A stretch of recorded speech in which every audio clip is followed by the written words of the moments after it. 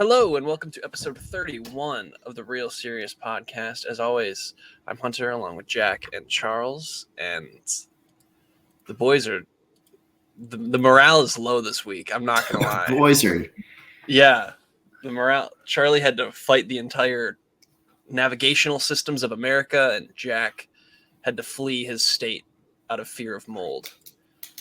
Not been a great week for the boys. I had to fight all of Delta. Yeah. I had to escape New York in the midst of a Bush League storm that should not have delayed so many hurricane flights. In New York? What? There was nothing going on. Like, it was a little windy. That's right. It. I didn't see any rain. Yeah, and all these flights got delayed. It was stupid. Jack, did you feel anything in DC about the hurricane? Oh my gosh, dude! We had tornado warnings, tornado watch, not a tornado warning. But my mom was like calling me up. She's like, "You better stay on your phone. Make sure in case you need to, I'm like, I've seen twisters before. I know how to handle tornadoes. I know what's up. You know to go after it and not run away from it. You got to chase it. No,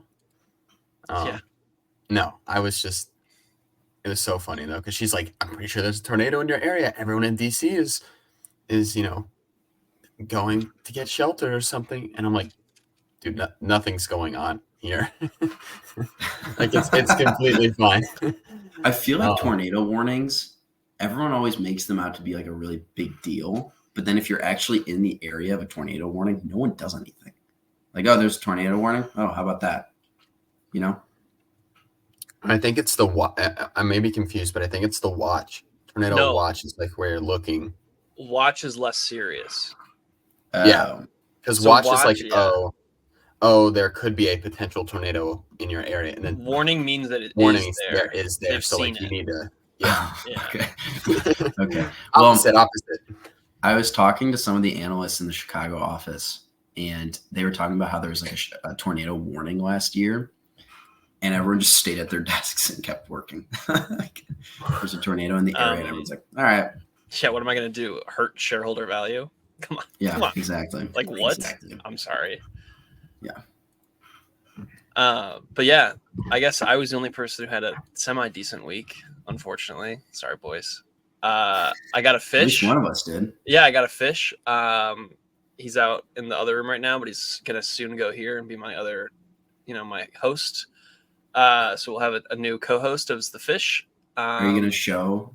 What's his name? To us? Clark. I named him Clark because he is blue with red. So after Superman. And then next week, yes, we will get next week. We'll have the visual of Clark. Maybe do a Clark cam or something on the stream for a fish. Right? It's just like a dude's name. Such a great name. Yeah. And then I found my Facebook market steal of a lifetime. I found a brand new Peloton for $600.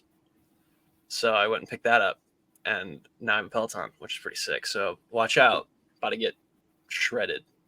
But only in the lower half of your body. Correct. Everything that everyone sees in the podcast will never change. But my thighs are going to be insane. No, man, they have like upper body stuff you can do. Like you can go for like a little ride, and then they'll you can do like your shoulders and stuff. But it's sick because like I found out you can hook your Netflix to it and like Disney Plus and stuff, so I can like watch while I'm riding. So my movie count is going to go way higher now for every week because I'll be riding and watching. That rocks. We should tag something on to the podcast. Okay. A rose and a thorn. A little rose and thorn for the week. A brief rose and thorn of the week. Yeah. I like that. Because if you have any grievances, like I had a grievance, obviously, I told you boys earlier about Expedia, my new least favorite person alive. Just don't like Expedia. They're my enemy. Yeah. But yeah, I guess we have kind of had rose and thorns because I've called people out in the last couple of weeks. Yeah. So your rose would be Clark or the Peloton. Yeah, and my thorn is Expedia. I'm dealing with them for 2.5 hours. Jack? Rose. I get to see my girlfriend. That's always a W. Sick brag. This is like a rose and a thorn. But as I was packing all my stuff away, I realized something. I realized that I couldn't pack my popcorn bucket. So I'm like, what am I gonna No. do here? And I'm like, I don't know, because like shipping it was gonna cost like $30, and I'm just like, I don't know. I just feel like $30, like literally paying to ship it, like what I bought for it. I just feel like that didn't make sense to me, and it's like it could get damaged. Like I don't know. So I just ended up selling it. Unfortunately, I had to. What? I had to. Okay, wait. What'd you get for it? Got $100. Okay. Oh, I mean, fair. look. I'm not. I didn't buy it with the intention to resell it, so I'm not gonna. Yeah. I understand that it appears differently, but truly, I'm like super pumped. I have this, and I'm like ready to, take it home. And I'm like, this is just not gonna fit anywhere in my bag.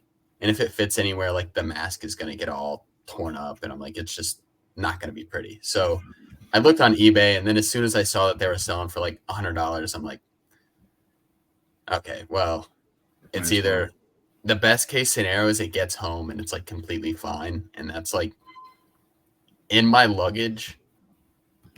I don't know, but so I had to say goodbye to the popcorn bucket. I got a really sad photo of me packing it.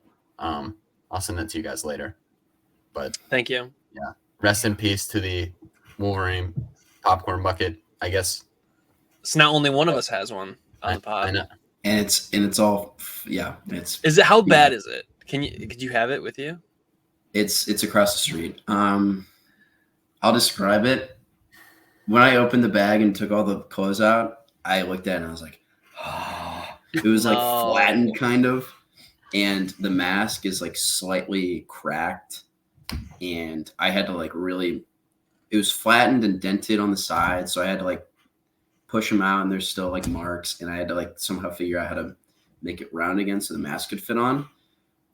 It doesn't look terrible anymore, and like I'm still gonna keep it, but it's just a bummer. That was honestly the worst part of the 26-hour travel. Opening my suitcase when I got home and seeing that. Just the nail in the coffin. Yeah, I looked at that and I was like, this is the worst. I would have done another 26 hours for this bucket to be okay. But yeah, that's probably my thorn. I kept my water bottles, by the way. I still have my cups. Okay, good. Okay. So Get that at least. I'm happy about that. Good. Yeah, that's my thorn. And then my rose. I got a new credit card. Nice. Yeah. All right. Yeah. It's made of metal. Oh, what kind? Venture X. Oh, okay. Okay. We're actually looking for sponsors right now. So if Yeah, Venture X, you need to sponsor us. I will also take a credit card. Well, I figured since Jen and I are going to be visiting each other so often, I needed like a good travel card, Yeah. And it has really good perks. So I was like, might as well ball out a little bit on a credit card. It's made of metal, weigh the wallet down a little bit. But of course. Yeah, that's probably my rose. If that gives you an indication of how my week has gone. Yeah. Wow. In better news. In better news. Yeah, better news. In better news, it's Michael Mann week. It's our first time doing a career retrospective on someone, and it's Michael Mann. So we'll talk about him a little bit later. But I guess do we want to do a little what we've been watching this last week? I feel like Chuck probably has either the most because he was stuck at an airport for so long, or the least. I think it's the least. I have the fewest. Yeah. I watched 2 movies. Yeah, this guy. Yeah. And only one was a Michael Mann movie. That's more than 0. But I have a really good story about Michael Mann that I can replace two movies with that story. And I think it'll be good. I watched Young Woman in the Sea. I think it just came out this week. Yeah, that's the on Disney Daisy Plus. Ridley. Yeah. Honestly, I cried. Whoa. I teared up. I don't know if you guys read my review, but I thought it was pretty good. I think there were a lot of things that they could have done differently to make it better. I don't think Ridley. Yeah, it's Ridley. I don't think her performance was great, but I think it was a really strong story. Mm-hmm. And I think these kinds of movies just like really fire me up. Like true stories about overcoming odds, like Miracle, Secretariat, Remember the Titans. Yeah. Movies like those, like I think those are my favorite kinds of movies, and they always get me like choked up. So I thought it was pretty solid. And then the other one I watched was Heat, and I gave it 4.5 stars.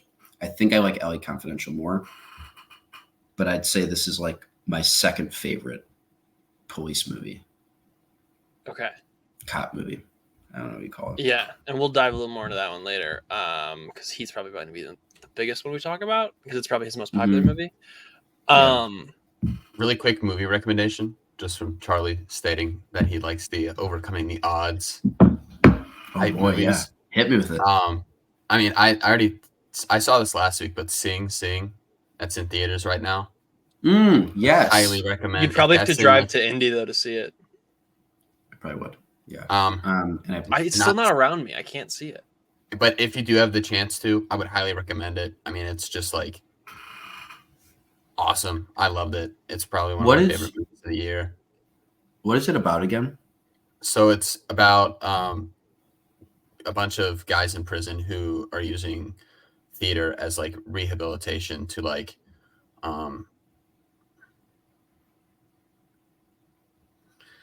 it's really so basically they just use the arts to transform themselves and essentially like bring about like a better make themselves like better people, and then also like living in such a environment such as like prison. It's like obviously like you have to put on this mask and you have to be this like tough guy, but like being in the theater and doing theater with everyone, like it allows them to be vulnerable with one another and create like these strong relationships. And I don't know, that's probably the best way I could describe it. I saw it about 2 weeks ago. I probably could have described it to you in a better way, but definitely look it up after this. It was phenomenal. Absolutely loved it. It's a true story, would highly recommend. Cool. Yeah, in my review for Young Woman in the Sea, I wrote like replace all the musician biopics with just these true stories, like Boys in the Boat and like Sing Sing, because I think those are just like I love them so much. So thanks for the rec. Of course, man. Sorry to pause everything and did you very shitty description, but hopefully it works. When you watched it and you cried, were you on a plane? No. Okay, because I've only cried. I very rarely cry in movies, and one time I did, and it was on a plane. And it's not a movie that's like a cry. I gotta find the name of it because I think it's the B movie. No, it was probably the B movie. It was the 2022 Netflix Ryan Reynolds movie, The Adam Project. Oh, okay. I admit that's a good one. There's nothing wrong with that. I was on the plane and I was like, this is so good. And I don't know if it was just being on a plane and I was tired or anything, but I was like, this rocks. That's so sweet. Yeah. Those are valid tears. No, Jack, I watched. No, go ahead.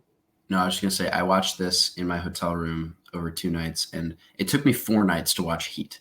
I had to rent it on Amazon and then rent it again because I missed the window because I had no time to watch this movie.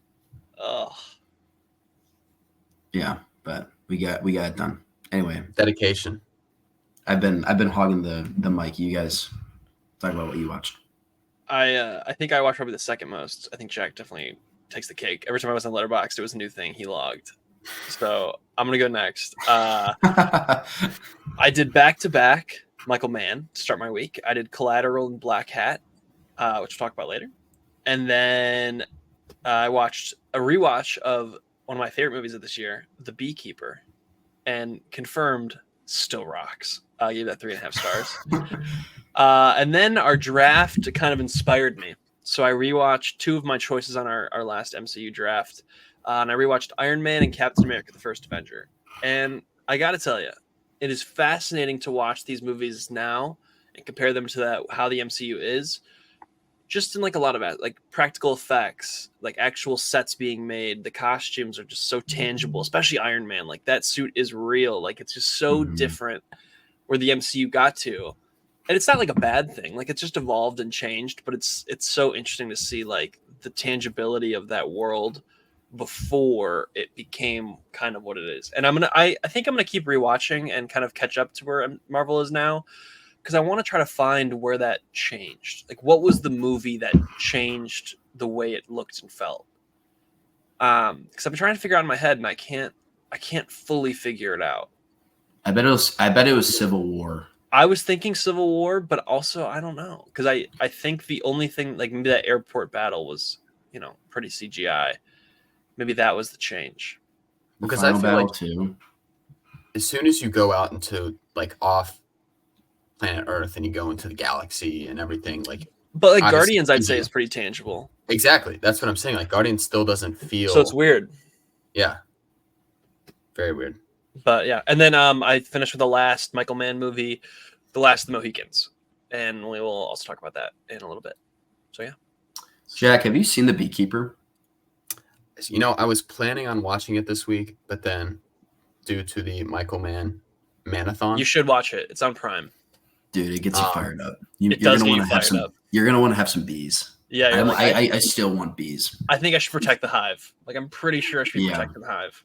Yeah. You guys are putting a lot of good energy towards this movie, so I really hope that it plays out for me that way. I agree with Hunter's description on this most recent watch. It is the greatest 3.5-star movie of all time. Yeah. I agree with that wholeheartedly. It's kind of crazy how that happens. Yeah. All right. Well, hopefully I can get to that maybe this week.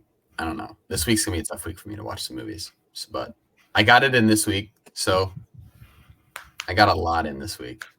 So I watched Trap again. I don't think it was as good as I initially loved it on the first watch. Still really like it.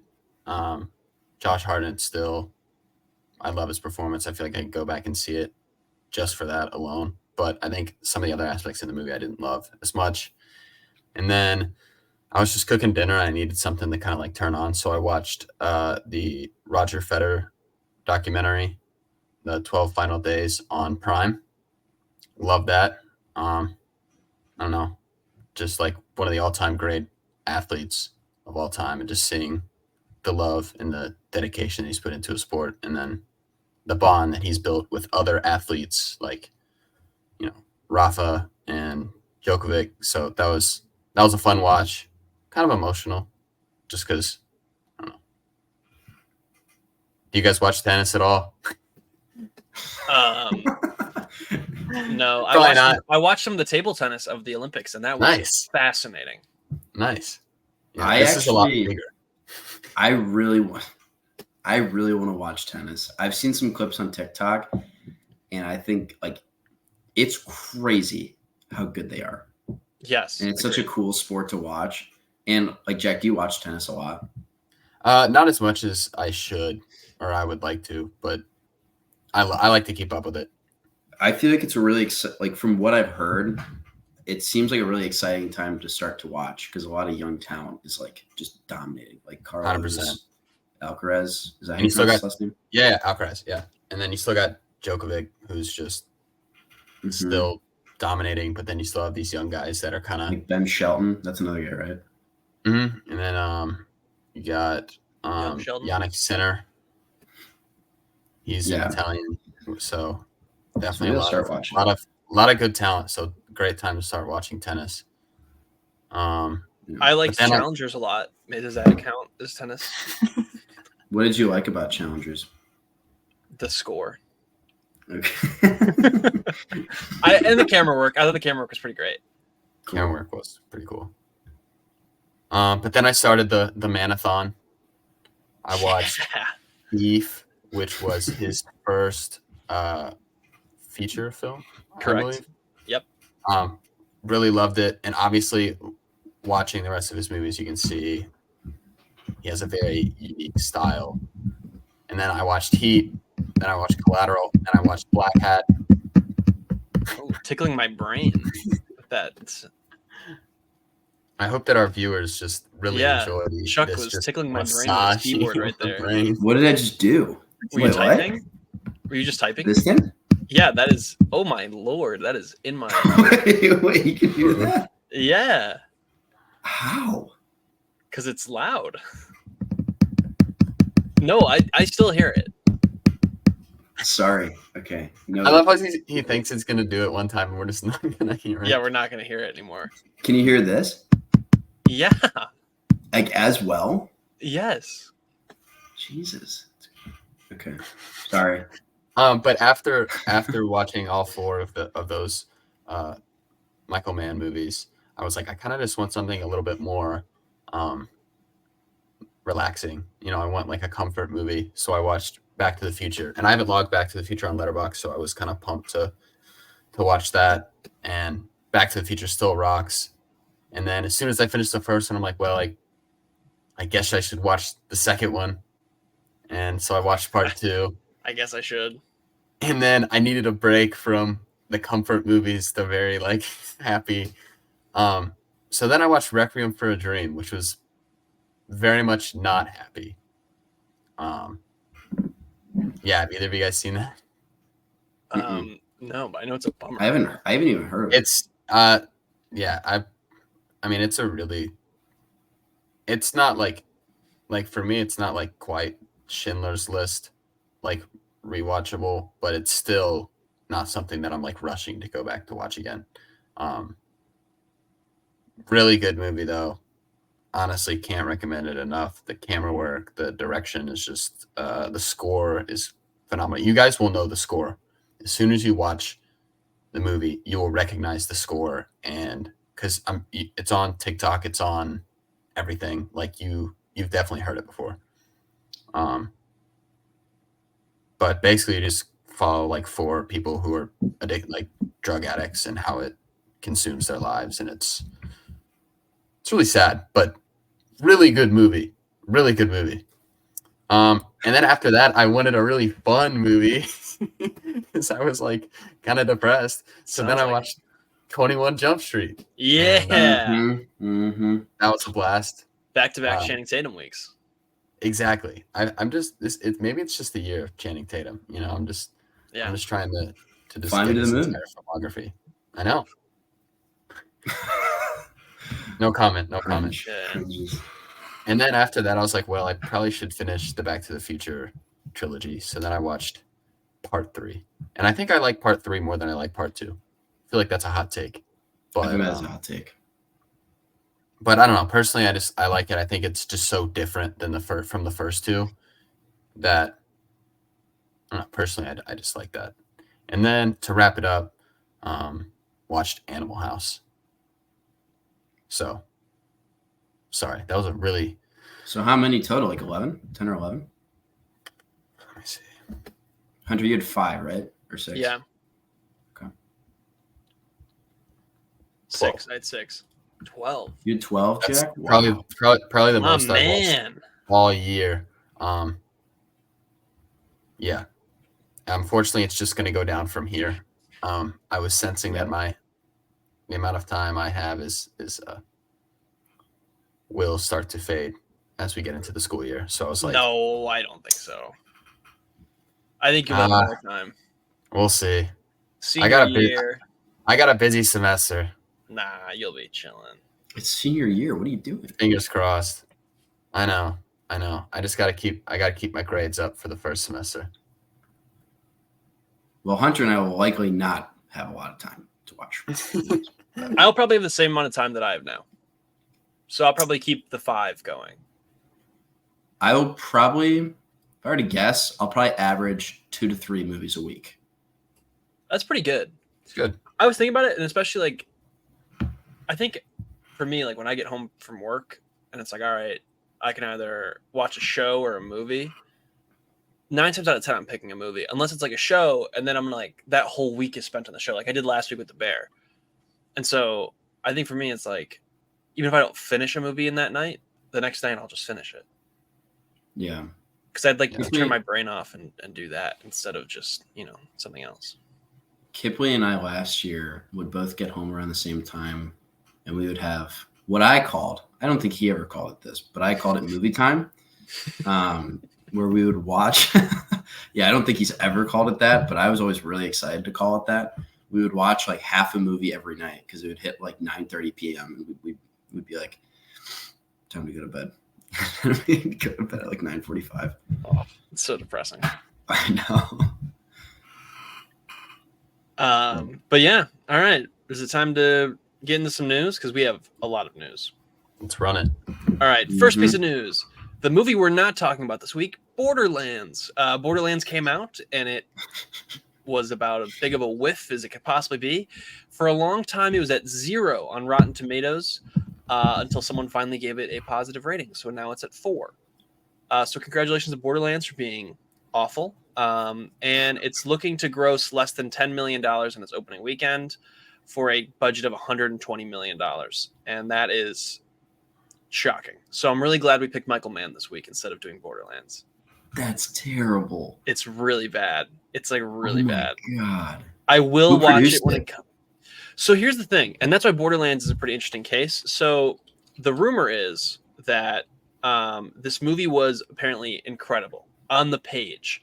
When it was written, it was supposed to be like one of the better kind of video game movies ever. That's why Cate Blanchett joined, why Kevin Hart joined, Jamie Lee Curtis joined, and then they hired Eli Roth to direct, and that's where it just kind of fell apart. He wanted to do his version of it, changed a lot of stuff. It didn't fully work out, and now it's the product we have today, obviously.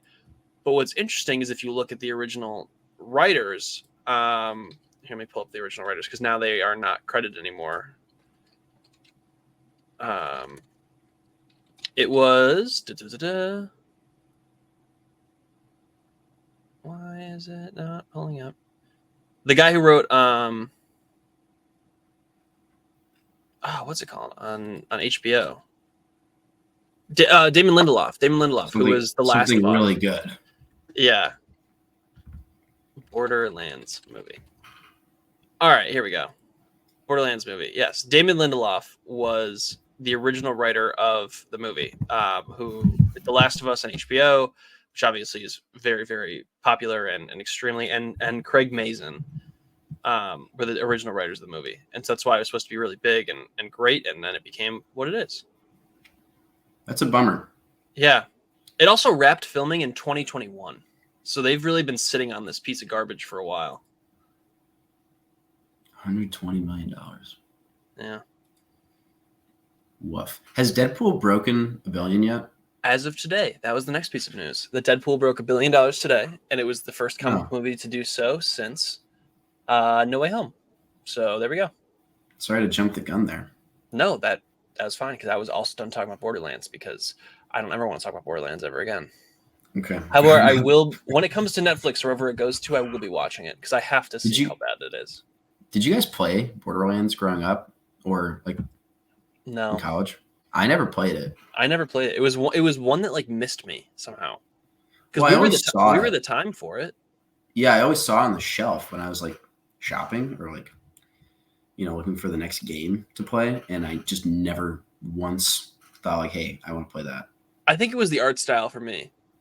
Yeah, maybe. I was never like, this is a great art style.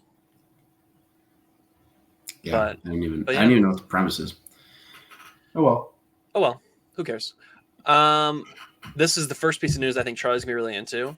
Five Nights at Freddy's is gonna start filming in October. FNAF 2 is coming sooner rather than later, and I know Chuck is very excited because he really loved that first one we watched.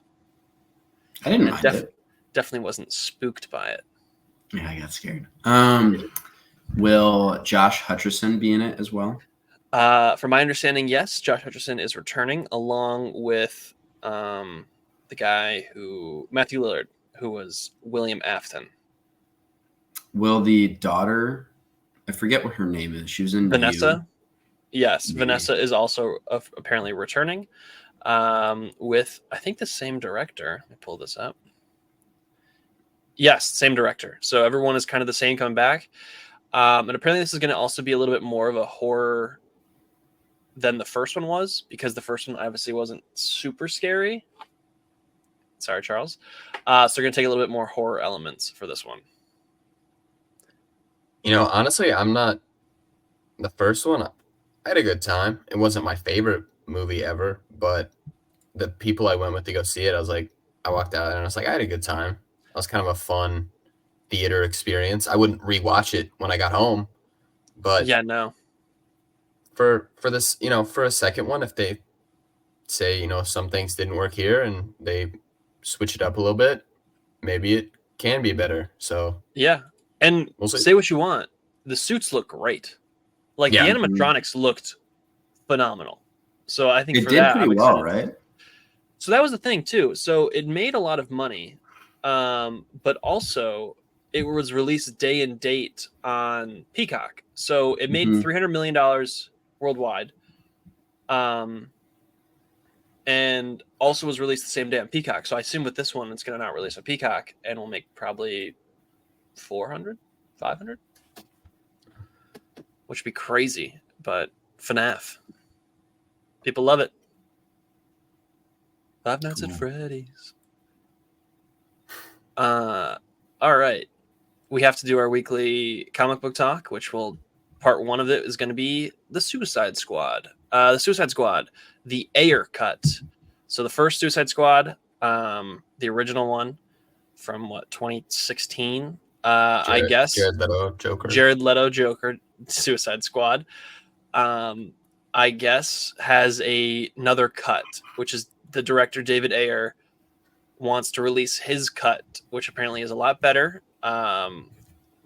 And he's saying it's coming sooner rather than later. So I guess we might get the Ayer cut of Suicide Squad. I don't know. Thank God. Yeah, the people I woke up this morning and I was just thinking, God, I really wish we got more 2016 Suicide Squad. I was thinking, I was like, I really need to see more Rick Flag in my life, and I guess we're getting it. So we're good. We're good. When do you guys think it's acceptable for like an extended edition to come out? Like when it's like everyone is into it. I think. Do you think it's ever acceptable? I think extended editions are always allowed on home release. So like a Blu-ray, VHS, whatever, because you like the movie enough to buy it. So you should get more of it if they have it. I think releasing it in theaters like that only after maybe a decade, if not a little more. I don't know. Okay. Because a lot of times director's cuts are better. Like, I think most of the director's cuts of Zack Snyder's work is better. I watched the director's cut of Last of the Mohicans last night for Michael Mann. I thought that was pretty good. So, like, Lord of the Rings, too. The Snyder cut was far better than Justice League. Lord of the Ring extended editions are better. Actually, I don't know. I haven't seen the regular versions, which I should probably watch. You should, yeah. Maybe I'll do that this fall. I'll, like, make a bowl of chili or something and sit down on a Sunday. Wait, Jack, you haven't seen Lord of the Rings, have you? I have. I've seen Lord of the Rings. I just haven't logged it, which watching all of the Lord of the Rings, it's quite a task. Great movies, but it definitely does take privilege. It takes a considerable amount of time for me to be free. It does take a long time. I mean, the extended edition, or what, like 4 hours, 4.5 hours? Yeah, it takes a long time. Oh my God. No, keep going. I just realized. I was just saying it just takes a while, so I think I will get to them eventually to log them, but we'll see. I just realized that David Ayer, who we've been talking about, directed The Beekeeper. Oh. So clearly he must know what he's doing. So clearly, Right. he's probably the most talented 3.5-star filmmaker I've ever seen. Like, come on, pretty awesome. Maybe he's just trying to, save Suicide Squad from being a 2-star film, and he believes it's a very fantastic 3.5-star film. Yeah, he's like, I know what I made, and it's the best 3.5-star thing you've ever seen in your entire life. Yeah, that's exactly what he did. So, yeah, that is David Ayer talk. And now on to another person who does their own cuts, Zack Snyder. Snyder's 2 longer versions of Rebel Moon just came out, and no one cared. So Netflix has quietly canceled both sequels of Army of the Dead and its animated version. And that sucks because I actually really liked Army of the Dead. I thought it was pretty interesting. Whoa. I know. It's like the one thing he did I liked. We were talking about that like 3 months ago, about the Rebel Moon when that first came out, and we were like, why? Yeah. It makes no sense. So, well, I just don't know why. You're Netflix, all right? You have a streaming service. If he has an extended version that's apparently a lot better, why not just release that from the jump? Why do this? Wait 3 months and see the Snyder cut. It's like, just do it from the beginning, and people will be like, oh, I like this, or I don't like this. And then he can go back to making Army of the Dead, which was actually pretty decent. right. Ugh, just sucks. All right, well, whatever. I guess Zack Snyder will go away for a while and then come back and have a renaissance, and then we'll be like, wow, whatever happened to Zack Snyder? So, all right, let's talk about something good. J.J. Abrams. J.J. Abrams' new movie is coming to Warner Brothers, and it is now cast Jenna Ortega alongside Glenn Powell. So we have a Jenna Ortega, Glenn Powell, J.J. Abrams movie coming soon, and I gotta tell you, that sounds pretty awesome. Well, it's got Glenn Powell, so it's probably gonna be like a top 5 movie ever. Probably the greatest thing ever, if I'm being honest. Wait, what else has J.J. Abrams done? So he did have you heard of Star Wars? Force Awakens. Oh, he did those? He also did The Rise of Skywalker, unfortunately. Oof. But he also did the Star Trek 1 and 2 reboots, which I think are great. So it's going to be like a sci-fi movie. Not necessarily, but probably. I think his best movie, though, is probably Super 8. Super 8, I think, is great. Okay. He also directed Mission Impossible 3. And it's the one with Philip Seymour Hoffman, yeah. Correct. Yeah. Yes. He also was the director and co-creator of Lost. Oh, okay. Wait, yes. All of the seasons? The director of the first 2 episodes, the pilot episodes, and then he was still a co-creator for the whole time. Okay. So yeah. So J.J. Abrams, Glenn Powell. Glenn Powell's a busy man. I feel like he's signed for everything movies, which is kind of awesome for me as a Glenn Powell fan. Yeah. In the weird world of movies, Zendaya and Robert Pattinson are in talks to star in The Drama, who is coming from director Christoph Borgli, who directed Dream Scenario that came out last year, where the movie where he appears in everyone's dreams. And honestly, I watched that on a plane. Not bad. Not great. Yeah. Not bad. Fun movie. I actually watched that on a plane with Charlie. It was when we were coming back from Japan. Oh, when we had time to watch about 8 movies? Yeah, we had unlimited time to watch movies. Yeah. So yeah, I guess Zendaya and Robert Pattinson movie coming soon. I'm pumped, honestly. Doesn't that sound good? Pumped for it. I mean, it's like Andrew Garfield, Florence Pugh. I mean, I feel like 2 good actors. You know what I'm saying? Like that's kind of the vibes I'm getting from this. Excited. I like both of these actors. I think they're both pumping out some great work right now. So putting them together in a romantic drama, I'm assuming. I'm for it. I think so. There's not a lot of information on what this is. I do think it's funny that Robert Pattinson and Zendaya kind of have the same vibe, where it's like we do a big superhero movie so that we have the credit to then go do the weird, wacky movies we want to do. It's kind of fun. Not a big Zendaya fan after watching Dune Part 2. You're just a hater of Chani. You're a Chani hater. Okay. Do you disagree? I don't hate her in the book. And we're back to book talk. I just started reading the book. All right, Jack will be the decider. Ooh, yes. Okay. Well, wait. You've seen the movie. Is this your first time reading the book? Yes. Okay. So now he'll be the perfect example of if you read the book second. How do you feel? I already think it's interesting because how there's like this, you already get so much more information.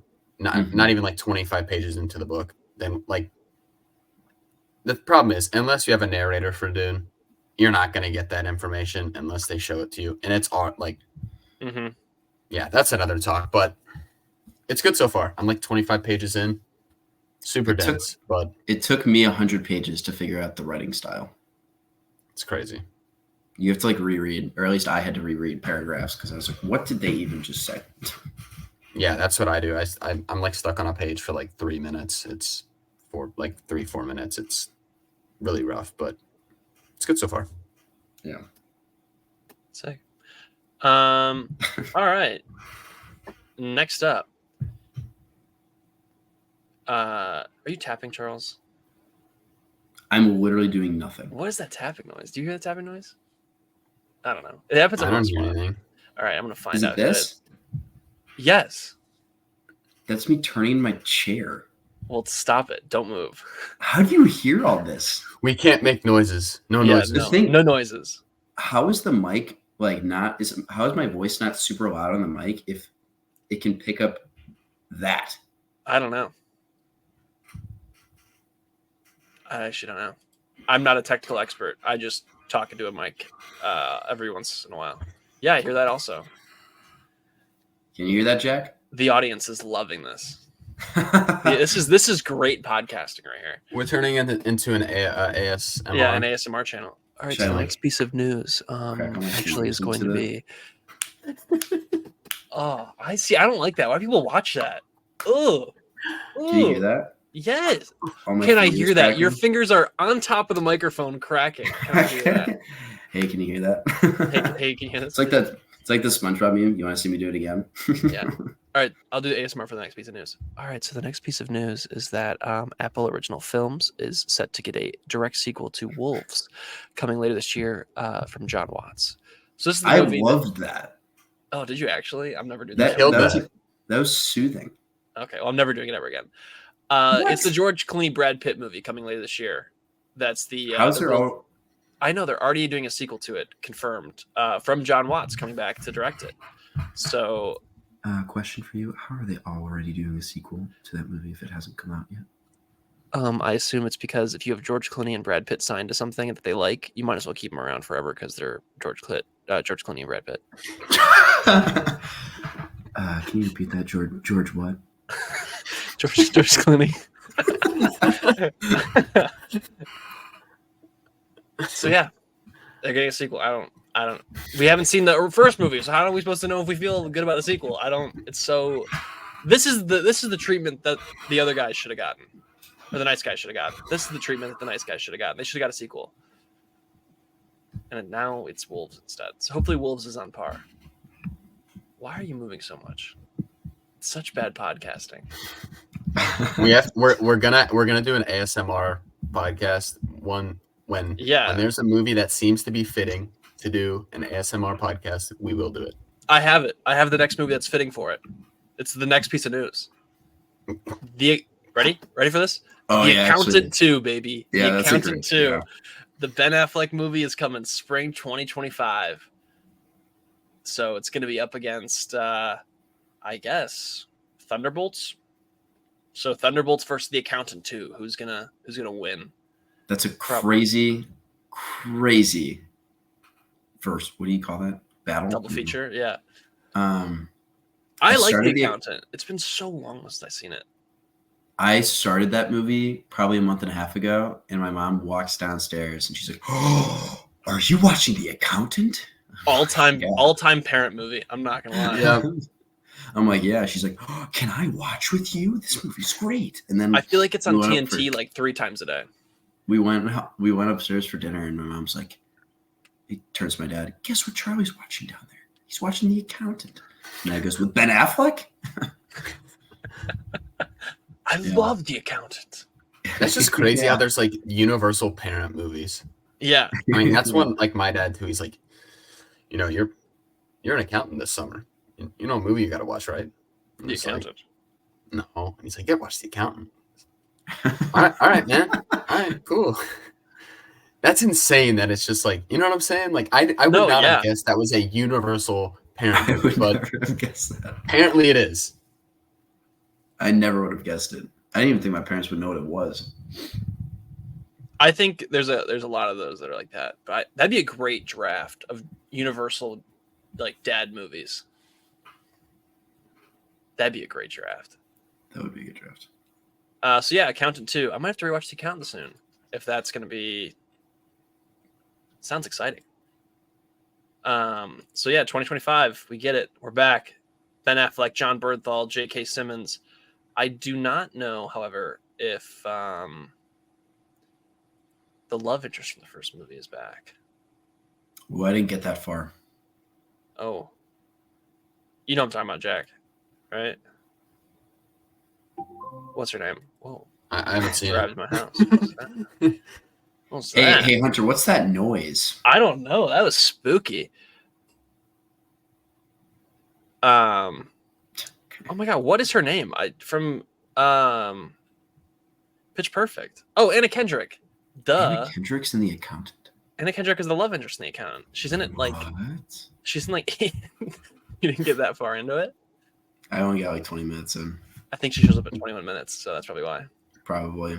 Yeah. All right. The last piece of news before we get to D23 is Joaquin Phoenix. Joaquin Phoenix just left a movie 5 days before he's about to start filming.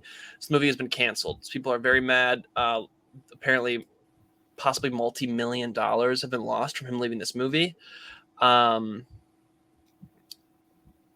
got apparently cold feet, and so he's gone. And they're not planning on recasting, so the movie is canceled. I bet more information will come out from why this happened specifically, but kind of a crappy move, I would say. But also we don't have a lot of information on it. So I want to say I saw some information on it. Not 100% if it's entirely sure, but I want to say I don't remember what the rating is, but it was going to get a rating that's like not R. It's like the NC-17. Yeah, NC-17. But that was from the plan. That was, from my understanding, the plan from the jump was the plan.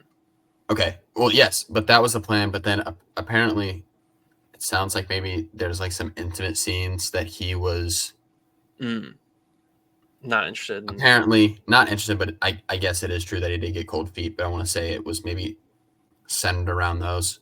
Not entirely sure, but I want to say a piece of news I read did say something about that. So wild stuff to be the one to initiate a movie and then say, no, I'm good. Yeah, I'm a pass. Wild stuff. I don't know. Sure, he could be sued for that. So yeah, we'll see. I think more information will come out for sure. But it is what it is, I guess, unfortunately. All right, let's get on to D23. So D23 just happened. It happens every other year. It's Disney's big come to us. It's our version of Comic-Con. And so they had a lot of announcements, different things. We'll just focus on movies and TV. If you're interested in like theme parks and stuff, they announced a bunch of stuff for that.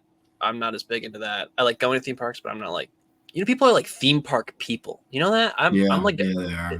Like they know all the secrets and like all that's, it's pretty amazing, but I'm not as big into that. But first piece of news, Wizards Beyond Waverly Place, the sequel series to Wizards Waverly Place. David Henry is in every single episode. Selena Gomez is in the first episode.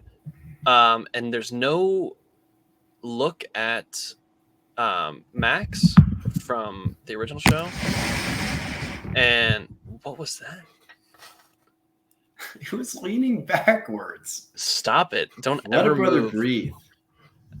But yeah, this does not look great. I think Charlie and my version was a lot better from the pod not too long ago where he did the parody. Jack, did you ever hear that?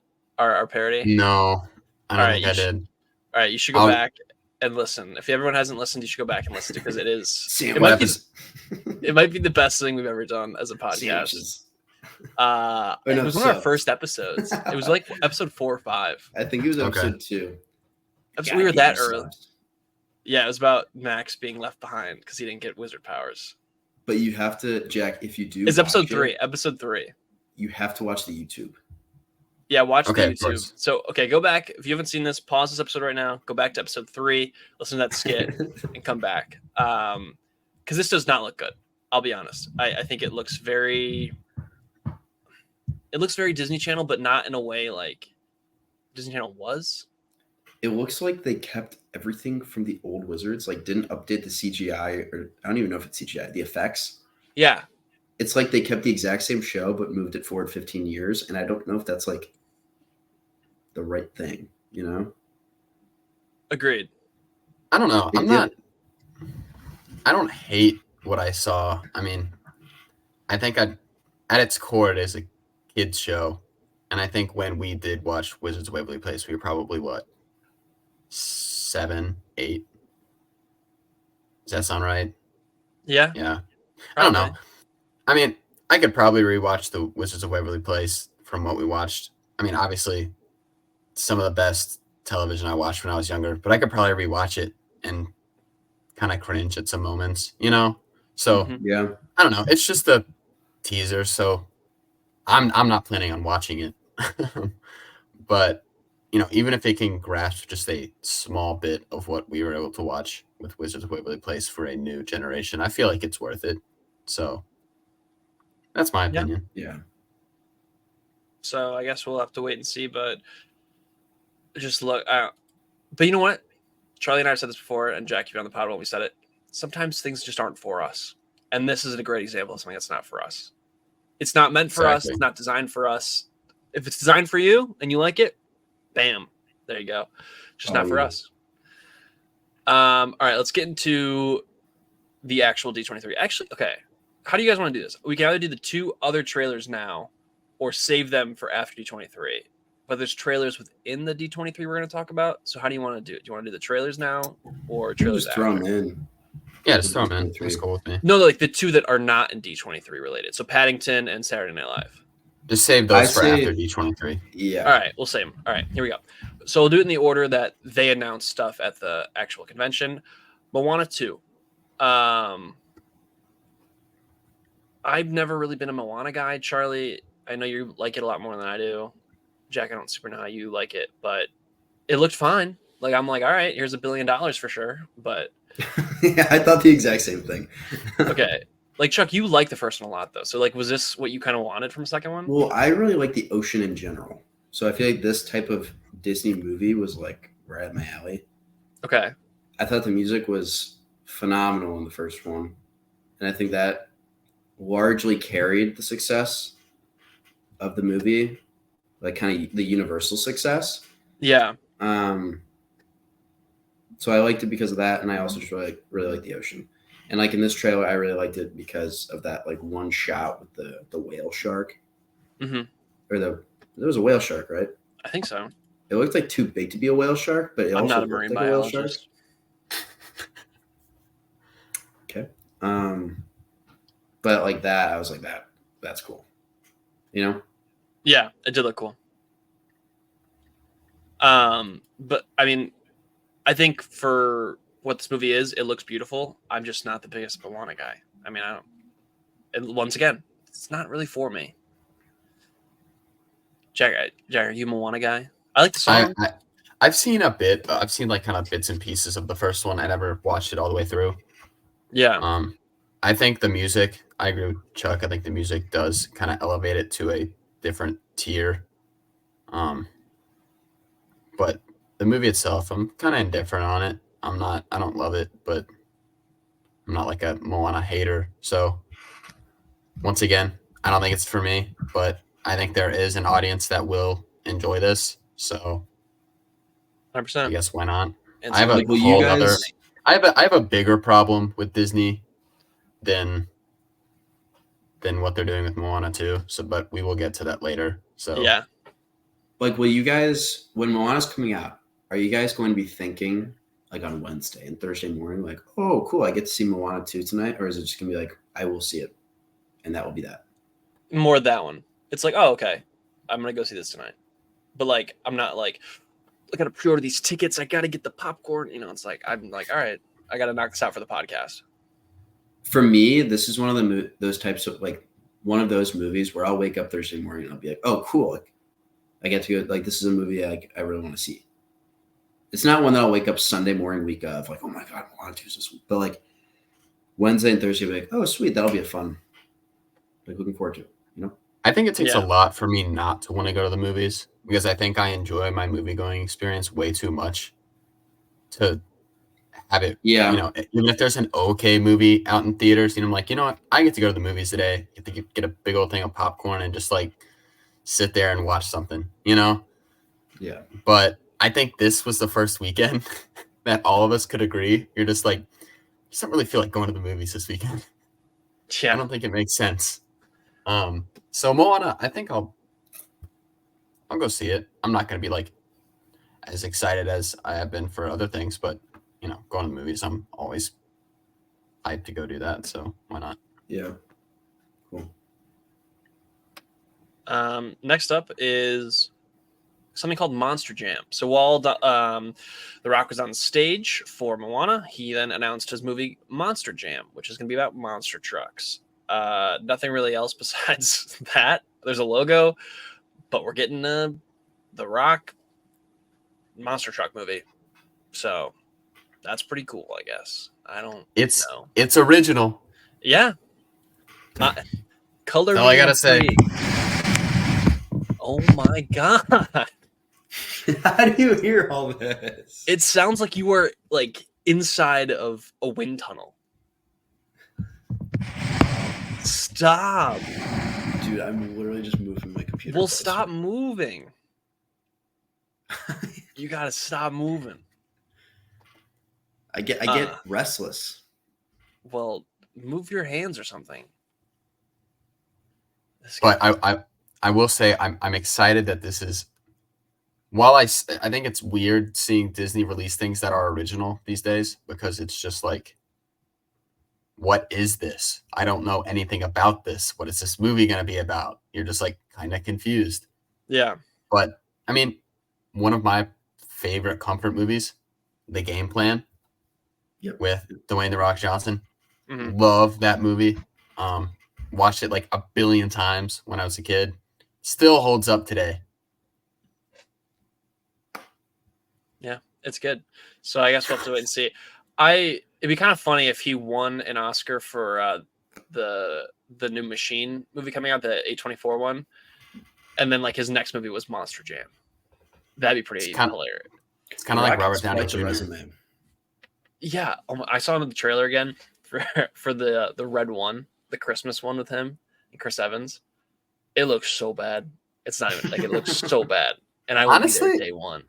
I'm kind of excited for it. It looks like a fun bad movie, you know? Yeah. Like I feel like objectively looking at it, there's nothing that I'm like, wow, this is just like going to be the next big thing. But I'm like, you know what? It looks like I could have a fun time with this movie. So I'm gonna give it a chance. Yeah. Jack, you know what another Disney original movie is that just came out? Young Woman in the Sea. Mm-hmm. Thanks. So there you go. I'm telling you, man. You know what I was thinking about this week? What I'm like really excited for? Harry Potter season's coming up. Do you guys watch Harry Potter every year? That's true. In the winter or late fall? I had never really watched Harry Potter until I was in my teens.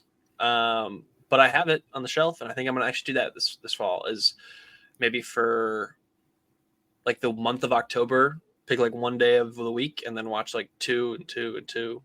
So I can. It's better than Star Wars. Wow, that's a cool. You're a maniac, thing. Jack. You're a maniac. I'm not. I'm sorry, I'm not. Hunter, if you want like a really good watching experience. Okay. Watch Prisoner of Azkaban. You can watch the first two around Halloween season, but Prisoner of Azkaban. Wait for like a nice snowy day, Oh, okay. like a snowy Saturday, and then just bundle up and watch Prisoner of Azkaban Yeah. with maybe like some tea or hot chocolate, and you're just gonna like. It'll be nice. I'm just telling you now. It'll be nice. Gotcha. Okay. I might do that. Actually, well, that sounds pretty good. Mm-hmm. Next up is something I'm actually very excited for. Avatar 3. Avatar 3 is officially titled Fire and Ash. We got some concept art. James Cameron came on stage to talk about it, and it looks pretty awesome. I'll be honest, I was an Avatar hater after the first one, and we had to wait like a decade for the second one. But now I'm kind of bought in. I kind of am bought into the world of Na'vi and like the Pandora and like all this stuff. I'm in on this. So Fire and Ash, December 19th, 2025. Pretty exciting. I will not lie. Yeah. I think these movies are some of the most underrated movies. Like I feel like they're overrated because everyone sees the box office and they're like, oh my gosh, these movies made so much money. So then people equate that with being like the best movie ever. You know what I'm saying? Yes, and it's agreed. like it doesn't deserve to make that much money. But honestly, these movies are fantastic. They are so entertaining, so good. I mean, I rewatched the first one last year before The Way of Water came out. The Way of Water is a theatrical experience that I have. It's just so beautiful. I wish I would have seen it again in theaters. I'm pumped for what they have set up for this whole world. So exciting things to come. Can't wait. Yeah. So that's Avatar. Next up was the Pixar section, and we have Toy Story 5. Toy Story 5 is being directed by Andrew Stanton, who is best known for directing WALL-E and Finding Nemo. A few details did come out about what the movie will be about. It is releasing summer 2026. It is about the toys dealing with electronics and how that's kind of changed the way that kids play. And the villains are 50 rogue Buzz Lightyears. So there's that. The one piece of concept art they showed was like a little kid underneath a blanket with like an iPad or something, and then the toys watching and like kind of bummed out. The weird thing though was Woody was with them, and I'm not a Toy Story expert, but if I recall correctly, Woody left the main group at the end of the last movie to go be with Bo Peep, and clearly he's back. Maybe they got divorced or broke up or whatever. So maybe that the first 20 minutes will be like a extremely depressing divorce story between Woody and Bo Peep, and then it jumps into like the actual movie. It'll be like Up, but like the beginning part is them getting divorced. It'll be like a Paul Blart Mall Cop 2. Yeah, we're like the fun ending, and then it's like, actually, we're divorced. I'm going to Vegas to be depressed. Yeah. Yeah. I don't know. There's nothing else to really talk about Toy Story 5. We're gonna get Toy Stories till the day we die. I never let it go. Money. Yes, I think the concept itself, I'm intrigued by it. And yeah. I think it is interesting, and it will make for an interesting movie, however they want to play it.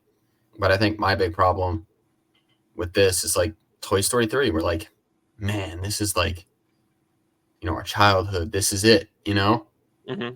This is gonna be that ending of Toy Story 3 was just like, I don't know, man. I mean, I think it still gets people emotional, even though it does. I think it's very, because it just signifies so much. It's just like moving on from your childhood, moving away from college, whatever that may be. I feel like that's just like, I feel like that really pulls a bunch of strings with people. But then you're like, all right, well, actually, we're not done yet. We're gonna do a Toy Story 4. And yeah, honestly, I still, when I saw Toy Story 4 in theaters, I remember I was like, I kind of like choked up because I was like, dang, like, well, this is it, Like, this is it. They're not making any more of these. This is like actually it. And then they release a Toy Story 5, and I'm just like, all right, at what point are they going to keep making these? And they no matter how good the writing is and how emotional it should be or how attached you should be to the characters, if they keep making these, I just think the emotional aspect is going to just be gone. And I think that's one of the best things that they have had going for them. Yeah, I think it's a lot like what you said earlier about Wizards, though. Like, I think it's starting to become the type of movie that it like just isn't for us. And like, Sure. if parents are going to keep taking their kids to watch these movies and they're going to keep making money, and people are happy with them, then I feel like Disney has no reason to stop. And we don't have to like. No. In my eyes, I know you said the fourth one you liked it, or at least like the experience. Mm-hmm. I personally did not like the fourth one, and I probably will never, one, watch it again, or two, consider that a part of Toy Story. Like, I always think Toy Story 3 is the end, because I just didn't like the fourth one. So I think as they keep making more, I don't know if the fifth one is the last one, fewer people our age and older are going to want to watch it, and it's going to be more like the next generation, you know? No, that makes sense. I think I'm just still trying to hold on, you know? Yeah.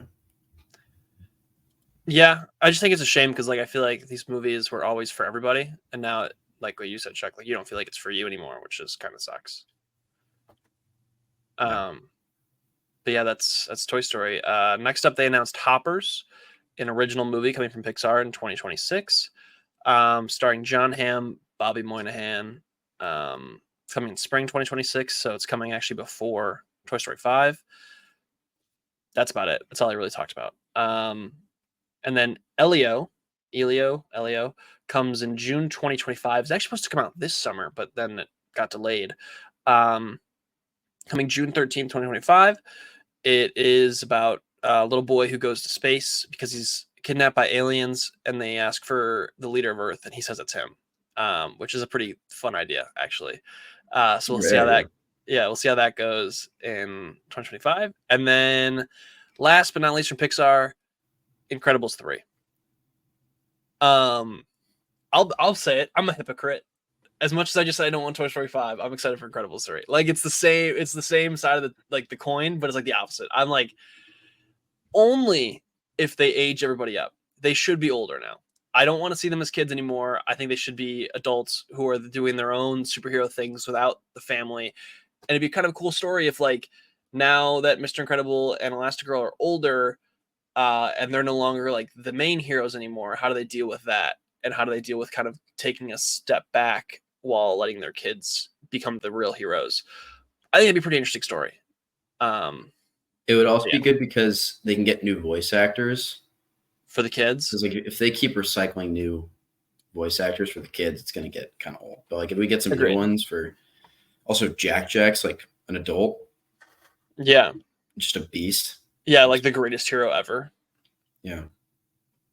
So yeah, that was the Pixar part of the panel. And moving on to Disney Animation, they talked about Zootopia 2. Zootopia 2 is coming November 26, 2025. I'm not the biggest Zootopia fan. People like love it. I'm not a huge fan. Pretty indifferent on it. I think it's very good, but like nothing that really moves the needle for me. So yeah, Zootopia 2. And then Frozen 3. So Frozen 3 is coming 2027. Oh my god, 2027, seriously. So yeah, Frozen 3 is coming, I guess, for some reason. $1 billion. Yeah. Why don't you let me just write the check right now for you. So yeah, that was the animation part of everything. That was the animation part, and then we move on to live action. So anything else there you guys want to mention or talk about? Or we move on? All right. Star Wars. Next up is Star Wars. Star Wars Skeleton Crew had its first teaser trailer. Comes out in December. I thought this looked pretty good. I thought it looked pretty cool. I think a lot of like the creatures looked fun and interesting. I will just have to see. I mean, I think we've all talked about how out we are on Star Wars. I'll give this a shot. If it's as bad as The Acolyte was, I'm happy to do our weekly recaps again, where I tell you the controversy of the week. But yeah, that's Skeleton Crew. You guys, man, on that?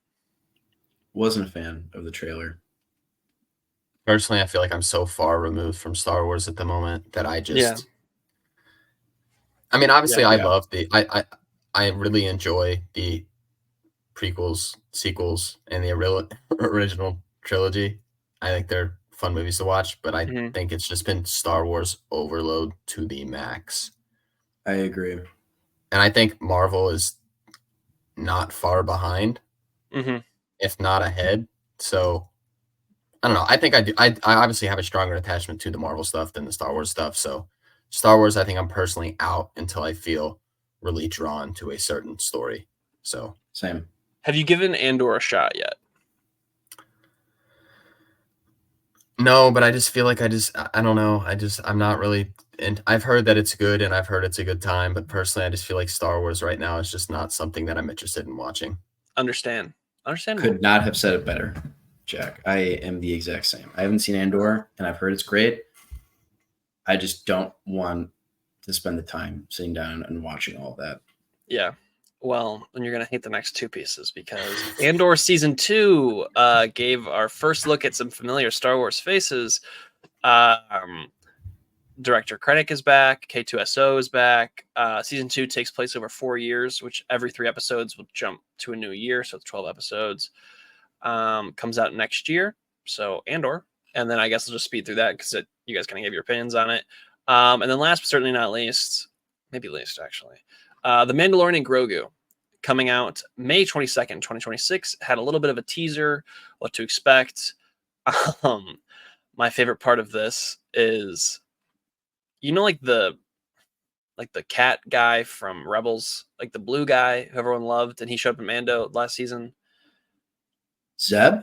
Yes. So Zeb was in like this in the little teaser they showed because he's going to be in the movie, I guess.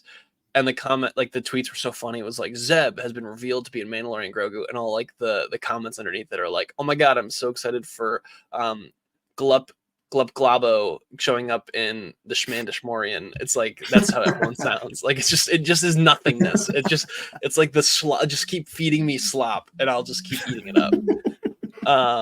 So yeah, that was it's coming. It's the next Star Wars movie in theaters. May 22nd, 2026. So No, less than 2 Zeb's the years away. man. But yeah. All right, that was Star Wars. On to Marvel Studios. Marvel Studios started off with Ironheart. So Ironheart gave a trailer at the panel. It leaked online. I think for the ones that leaked, we shouldn't talk about them until they actually release because I think gives a more fair shot for what they actually are, instead of seeing someone's camera phone footage. But yeah, so they got a first look at Ironheart that comes out in 2025. Is that a movie or TV show? TV show coming to Disney Plus, starring Riri Williams, kind of trying to keep up at MIT while also dealing with Anthony Ramos's villain character and her trying to build a new suit, an Iron Man suit. Anthony Ramos is in Marvel.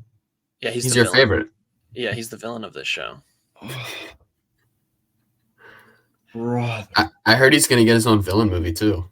No, don't lie to him like that. Don't make him so sad.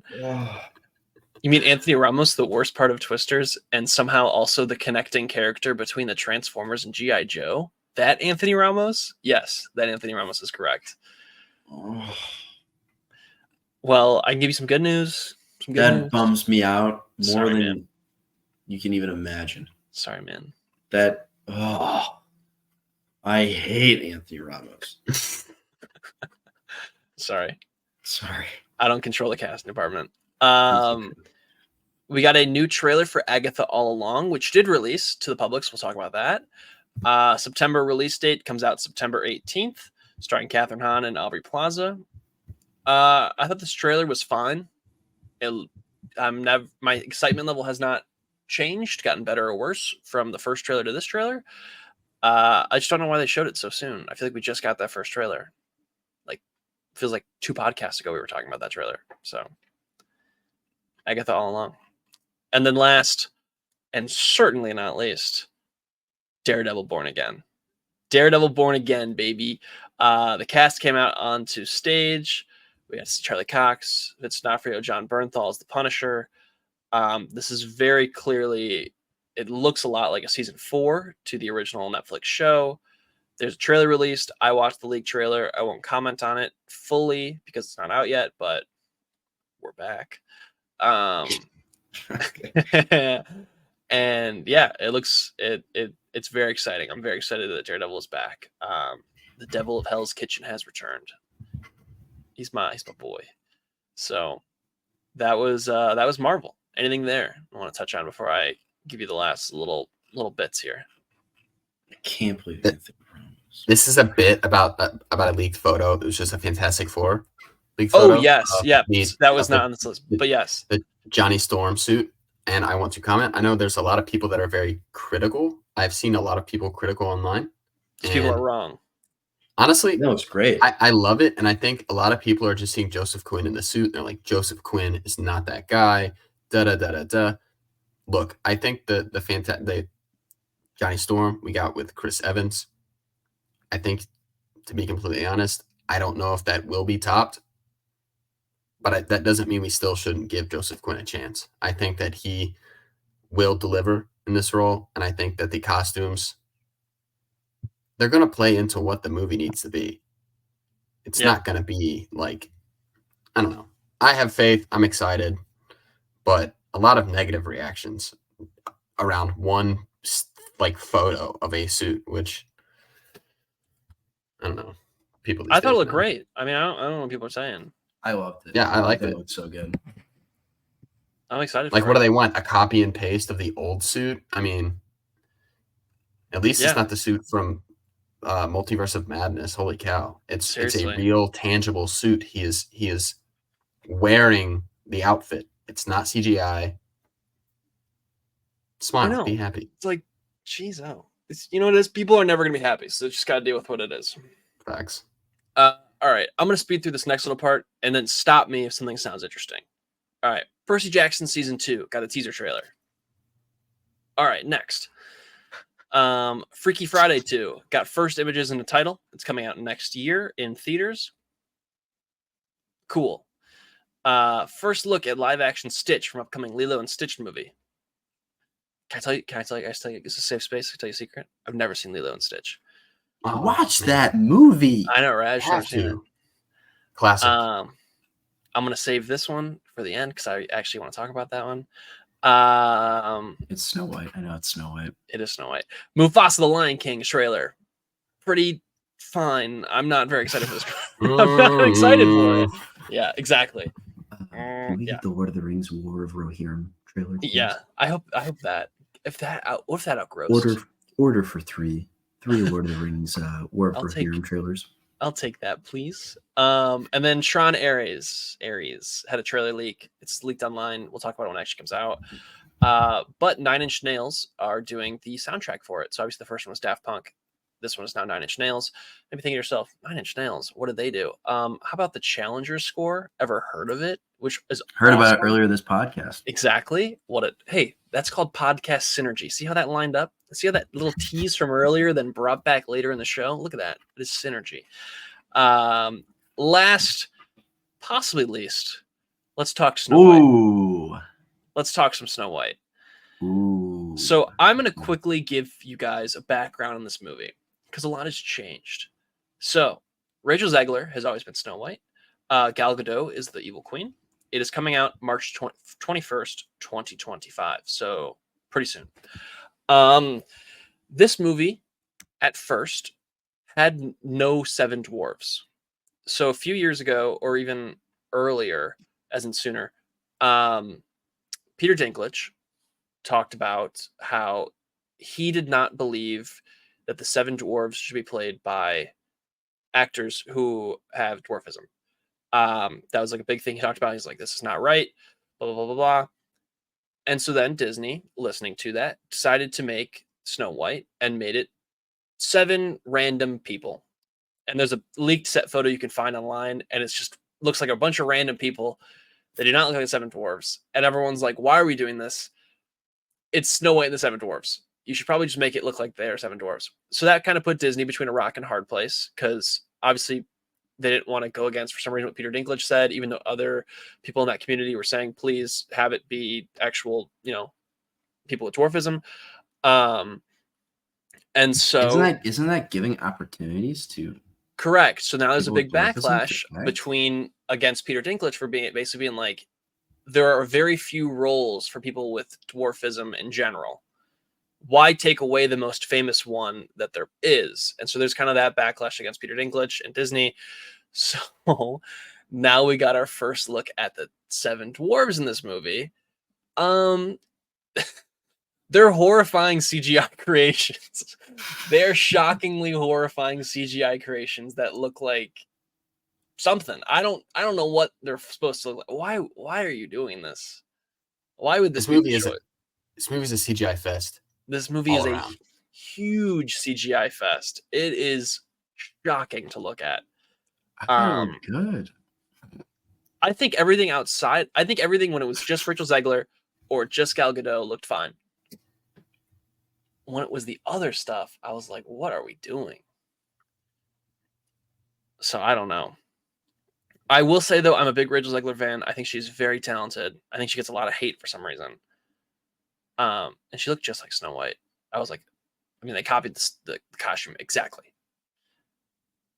It was just, the dwarves are like an uncanny valley level of weird.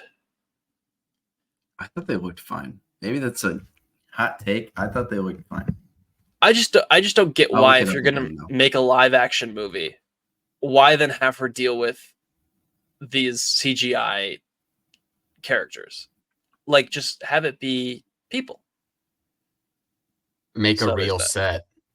Yes, exactly. I mean, literally just Wizard of Oz it. You know what I'm saying? Yeah. Like, I don't get what the issue is, but I thought the costuming looked great. I thought everything else kind of looked really good. Yeah, not great. So we'll have to wait and see. But this is coming out in March. I think it's directed by Mark Webb, actually, who I like quite a bit, who I feel like has also had a lot of issues with studio interference for what he tries to make. So that stinks. Feel bad for Mark Webb. But yeah, that's going to be coming out next year. That was the end of the D23 panel. We talked a lot about it. So anything else on that? Any highs or lows? Anything you're really excited about, not really excited about for it? No. Yeah, that's kind of how I feel. All right. Other trailers. Paddington 3. Paddington in Peru. New trailer came out. I think it looks pretty good. I couldn't find it. I tweeted it from the account. Oh. So maybe if you followed, our podcast Twitter, you'd find it. Go on Twitter. It's fine. Also, just in general, most people can find some pretty great information on our socials. Yeah, by the way, quick plug. Just a Real Serious Podcast. See our beautiful logo made by Hunter. Wait, the Real Serious Podcast is on social media? Yeah, it is. Yes. It's actually linked in our bio right here below, or if you're listening on Spotify or whatever platform you're listening on, it's also linked in the description. So why don't you go check that out? And which social medias are we talking about? That's a great question, actually. So we're on Twitter /X, Instagram, and wherever podcasts are found. And we're also, if you count YouTube as a social media platform, kind of, we're on YouTube. I absolutely do. Yeah. So yeah. Also Letterboxd, which all of our Letterboxd are linked on the links available. So it sounds like we're really everywhere. Sounds like we're very accessible. Yeah, except for Apple Music. And we're slowly we're slowly easing into TikTok. We're also on TikTok, so be sure to check us out there. I mean, wow, we're kind of everywhere. I think it sounds like people would be kind of a fool not to. Yeah, that's what I'm hearing. So really, I agree. Everyone should, me included, should be really looking at these socials. Mm-hmm. Good to know. Yeah, but I haven't seen either of the Paddington movies. I know I need to get to it. I will get to it. This guy. I'll get to it. I promise. I want to say they're playing Paddington 2 at the Bloomington Theater sometime this semester. I'm sorry. That's awesome. And they're playing Mad Max Fury Road, but it's in 3D. And you're complaining? I feel like the 3D kind of... I don't know. Are you a 3D hater? Not a 3D hater. I'm just like, I haven't seen a 3D movie since I was 12.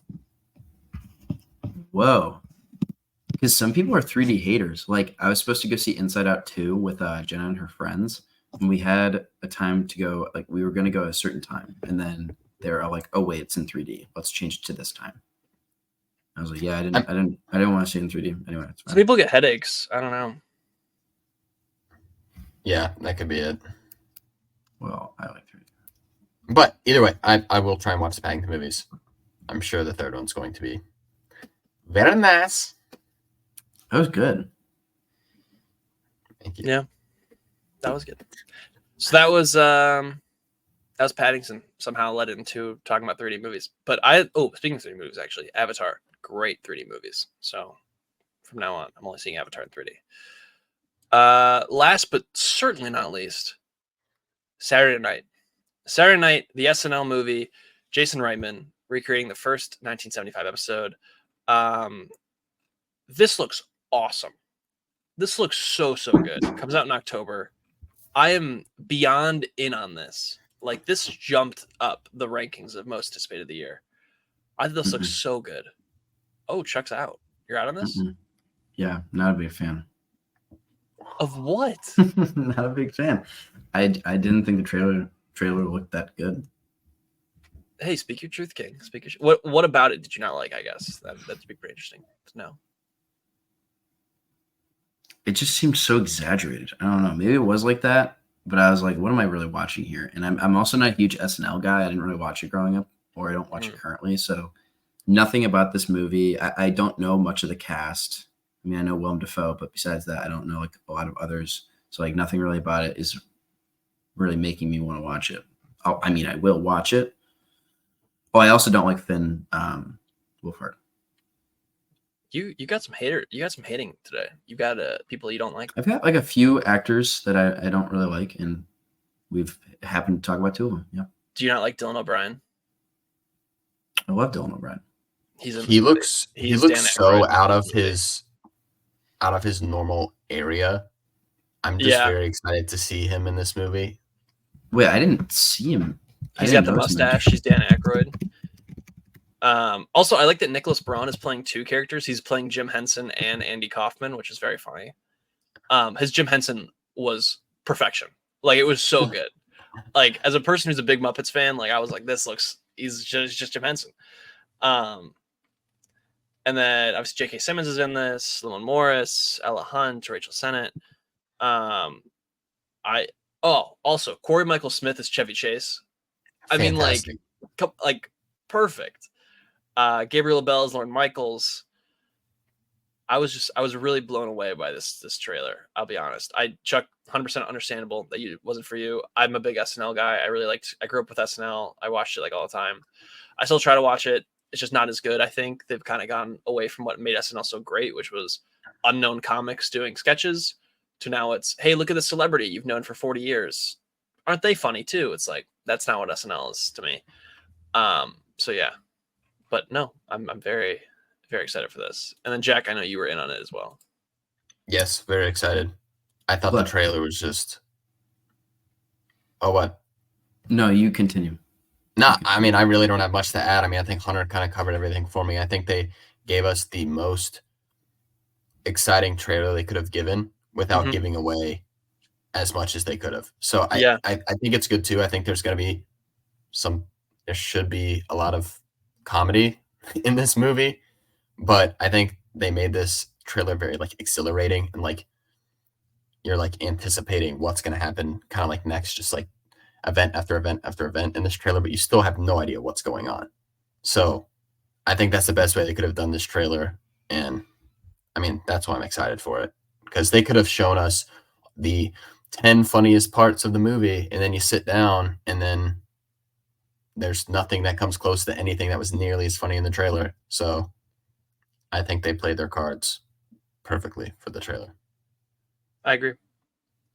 But Chuck, I guess maybe we'll see if you're proven right when it comes out in October, which is very who knows? soon. It could be a flop. Who very knows? soon. All right, that was it. Let's talk Michael Mann. Michael Mann, baby. Michael Mann is a 4-time Academy Award nominee. He is. He got to start with Thief, which we'll have Jack talk about, and then he produced a series called Miami Vice, which obviously he then made a remake of later on. He directed then Manhunter, Last Mohicans, Heat, The Insider, Ali, Collateral, the film adaptation of Miami Vice, Public Enemies, and then Black Hat. And most recently, he has directed Ferrari, which I still have not seen, unfortunately. I probably should have for this, but I wanted to watch movies that were older I haven't seen. All right, I think we should each maybe go around. So wait, who watched the oldest one? That would be Jack. You watched Thief, right? Maybe we should do a chronological order of what we watched and give our ranking, kind of give like a quick review. And then at the end, after we all go through the filmography, we can then talk about Michael Mann, his evolution, what we thought, if that works. Yes. All right, so give like a quick 1-2 minute thoughts on Thief. So Thief essentially just follows. I mean, it's funny because watching off his movies, you very much, this is not going to be 1 or 2 sentences. You very much see that a lot of his movies are very similar, and they all encapsulate crime in various different settings, however that looks like, involving very complex individuals. Partaking in crime, I feel like you have to be a very complex person. But Thief, you have James Caan, who is incredible. Honestly, even out of, I want to say, The Godfather, I think this is my favorite of the movies that he's done. He's just amazing. There's this score by Tangerine Dream that is so good. The score for Thief is incredible. The cinematography is great. I don't know. Watching the rest of his movies, you very much see that he keeps a lot of these similar tones throughout the movie. Like, they're very serious, very realistic. Just dealing with people that are trying to weigh their lives of crime with the consequences that come from it and how they want to actually live their life or how they want to see their life. Yeah, I mean, I think that's kind of like the easiest I can say without ruining it. It's a blast. It's very slow. It's very the anticipation, a lot of buildup. The heist scenes are just beautiful. I mean, you see a lot of what he does in like other movies. I mean, Heat, we'll get to Heat and how that influenced, some of the greatest movies of all time. But you definitely see how he inspired just a generation of filmmakers in these movies. Yeah. That's like my best non-spoiler I can probably that was give. good. All right, did any of us watch Manhunter? I don't think any of us did watch Manhunter. All right, next up I think was The Last Mohicans, which I watched last night. I agree with what you just said, Jack. I think he is very much, it's not super crime in this one, but it was definitely the conflict. I found it really interesting, especially because I watched this one last, and then it was kind of his first, I guess, chronologically that I watched. So I ended up giving this 3.5 stars. I liked it a lot, but what I did notice is it felt like there were a lot of moments in this movie that were not very action oriented. And those moments, it did feel very basic: shot, reverse shot, shot, reverse shot. And then when finally the action kind of kicked in, it almost felt like a sigh of relief, where it was like, all right, I can do the stuff I'm good at. So then the camera started to move again. It felt very realistic, like you said, very grounded in what was happening in those fights.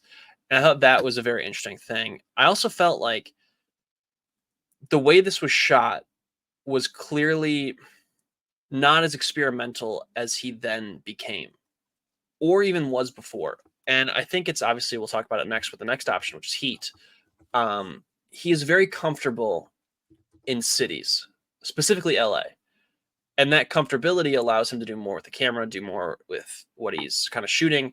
But on Last Mohicans, he just never felt like that comfortable in the world he was in, which is, more of the woods, more of colonial Boston area. And it was really interesting, especially because there would be shots where in the background, it's like the most beautiful wooded mountain ever. And I'm expecting, all right, let's get like a shot of them walking on this mountain that they're walking on, and it'll be like in the background. We just never got that. But then later on in Collateral and even in Heat, there are shots where they're just driving a car through like kind of a crappy part of LA. And it's shot in the way that it's like this most beautiful, look at this beautiful background where it's just like docks in the background. And I just thought that was funny, where it's like you could tell he was more comfortable in this environment versus the environment of Last Mohicans. But overall, I thought Last Mohicans was solid. I think the weakest bit was the close-up action, which I think was cut way too much. But but I think he had a very good grasp on character. And I think it's going to be a common thread going forward, especially small interactions of just conversations between two characters. But yeah, I enjoyed Last Mohicans. All right. Next up is Heat. Heat is probably his most popular movie, definitely the one he's known for. I just watched it recently, so I didn't log it for this week. But I still, have it in my mind. But Jack, you watched it very recently, and was this your first watch through of Heat? Yes. Yes, All it right. was. Thoughts? Chuck, do you want to give some thoughts too? Did you watch Heat this week, Charles? Mhm. Oh, that's right. You over 2 nights. You had to rent it twice. You want to go first, and then I'll go Yeah. second, just because I already talked about Thief a little bit. Sure. I agree with a lot of what you both said. Especially Hunter, when you're talking about like the characters and conversations and the development in that way. That to me was the most impressive thing about Heat. Like the way that De Niro and Al Pacino's characters were developed, and especially their relationship and how it developed, was like crazy to me. And I wrote that in my review. That was like definitely the most like attractive part of this movie and maybe captivating. I think it ran a little long for me though, especially because it took me 4 nights to get through it. I think that also just like negatively impacted my viewing experience because like I'd have to think, okay, what just happened and what has happened so far every time. And I was also watching it like half of it I watched in my hotel room and half of it I watched in the airport on my phone. So how good can your viewing experience be when that's what like you had to do? But I thought it was a really good movie. And like I said earlier, it's probably not as good as LA Confidential to me because there were parts where I kind of figured you could probably cut that out and it wouldn't really impact the movie. Like maybe this is a hot take, but the part where the daughter, Natalie Portman's character, when she like self-harms, I think that entire 10 to 15-minute sequence could have been cut out or maybe shortened a lot. And I was thinking about that after watching it. I was like, well, I mean, it's a 3-hour movie. There were a lot of moments where it probably could have been cut. But then again, I understand that it goes into like Al Pacino's character a little bit and maybe his relationship with having to balance his relationship with his work and relationship with his wives, like past wives and his current wife. Overall, though, it was a really good movie. Yeah. See, that's like where I thought it really does a good job because I feel like in a lot of these action movies, you get small bits and pieces of their personal life and they try to create some elaborate backstory or something to try and give you like an emotional pull at these characters or try to get to like an ability to relate with them. And I feel like what makes it so great is that you have these awesome action sequences and you have these, I think the dialogues that take place as well. And obviously going back to Thief as well, it's like some of these dialogues that happen between the characters, I think is just absolutely brilliant. And I could truly just listen to some of these like forever. Like nothing needs to take place. I could listen to just a full like 20-minute conversation of just 2 guys shooting the shit, Like it doesn't need to be anything special. And I think that's just what makes it gives a more personable aspect to these characters. I don't know. Are we doing spoilers? I mean, I guess if people are listening to this, they would. Yeah, I mean, it's a movie from 1995. If you haven't seen Heat by now, yeah. Sorry. I mean, well, you have the scene where Pacino and De Niro's characters like finally meet. Like they literally just like sit down and have coffee together. Great scene. And like, that was awesome. Like the influence that this had. I mean, it goes far beyond it, but it's like obviously this is a huge influence on, The Dark Knight with Batman and the Joker coming face to face and having that sort of confrontation with each other. 2 characters that really haven't talked much together. Like that's a whole different story. But basically you just get these 2 guys who think they are very different from one another, but find out that they are very similar. And I found that to be, while that's very common in today's movies, because I feel like you see that somewhat all the time. But from the research that I've done, it sounds like it was a very new thing to have these 2 guys that are going at each other, and then to find out that they're not very different after all. They're actually very similar. And then also I want to quote De Niro when he says, don't let yourself get attached to anything you're not willing to walk out on in 30 seconds flat if you feel the heat around the corner. And it's funny because if you look at the other characters in some of these movies, you can see that apply to them as well. Yeah. Like if you are to rewatch Heat, that would apply to James. That would apply to Khan's character as well. Yeah. So, and I just think it's interesting how some of these movies, while they may have like moments of realization or all of these guys think somewhat the same or follow the same ideals when doing their work. So I just thought that was kind of interesting. I loved it though. Fantastic. I thought it was 5 out of 5. That opening scene with the hockey masks. Also, Val Kilmer's character, loved him. I loved him. He was probably, I think the amount of screen time he got, I would have liked for him to get a little bit more screen time, but I thought his character was amazing, and I loved it. I agree. So, yeah.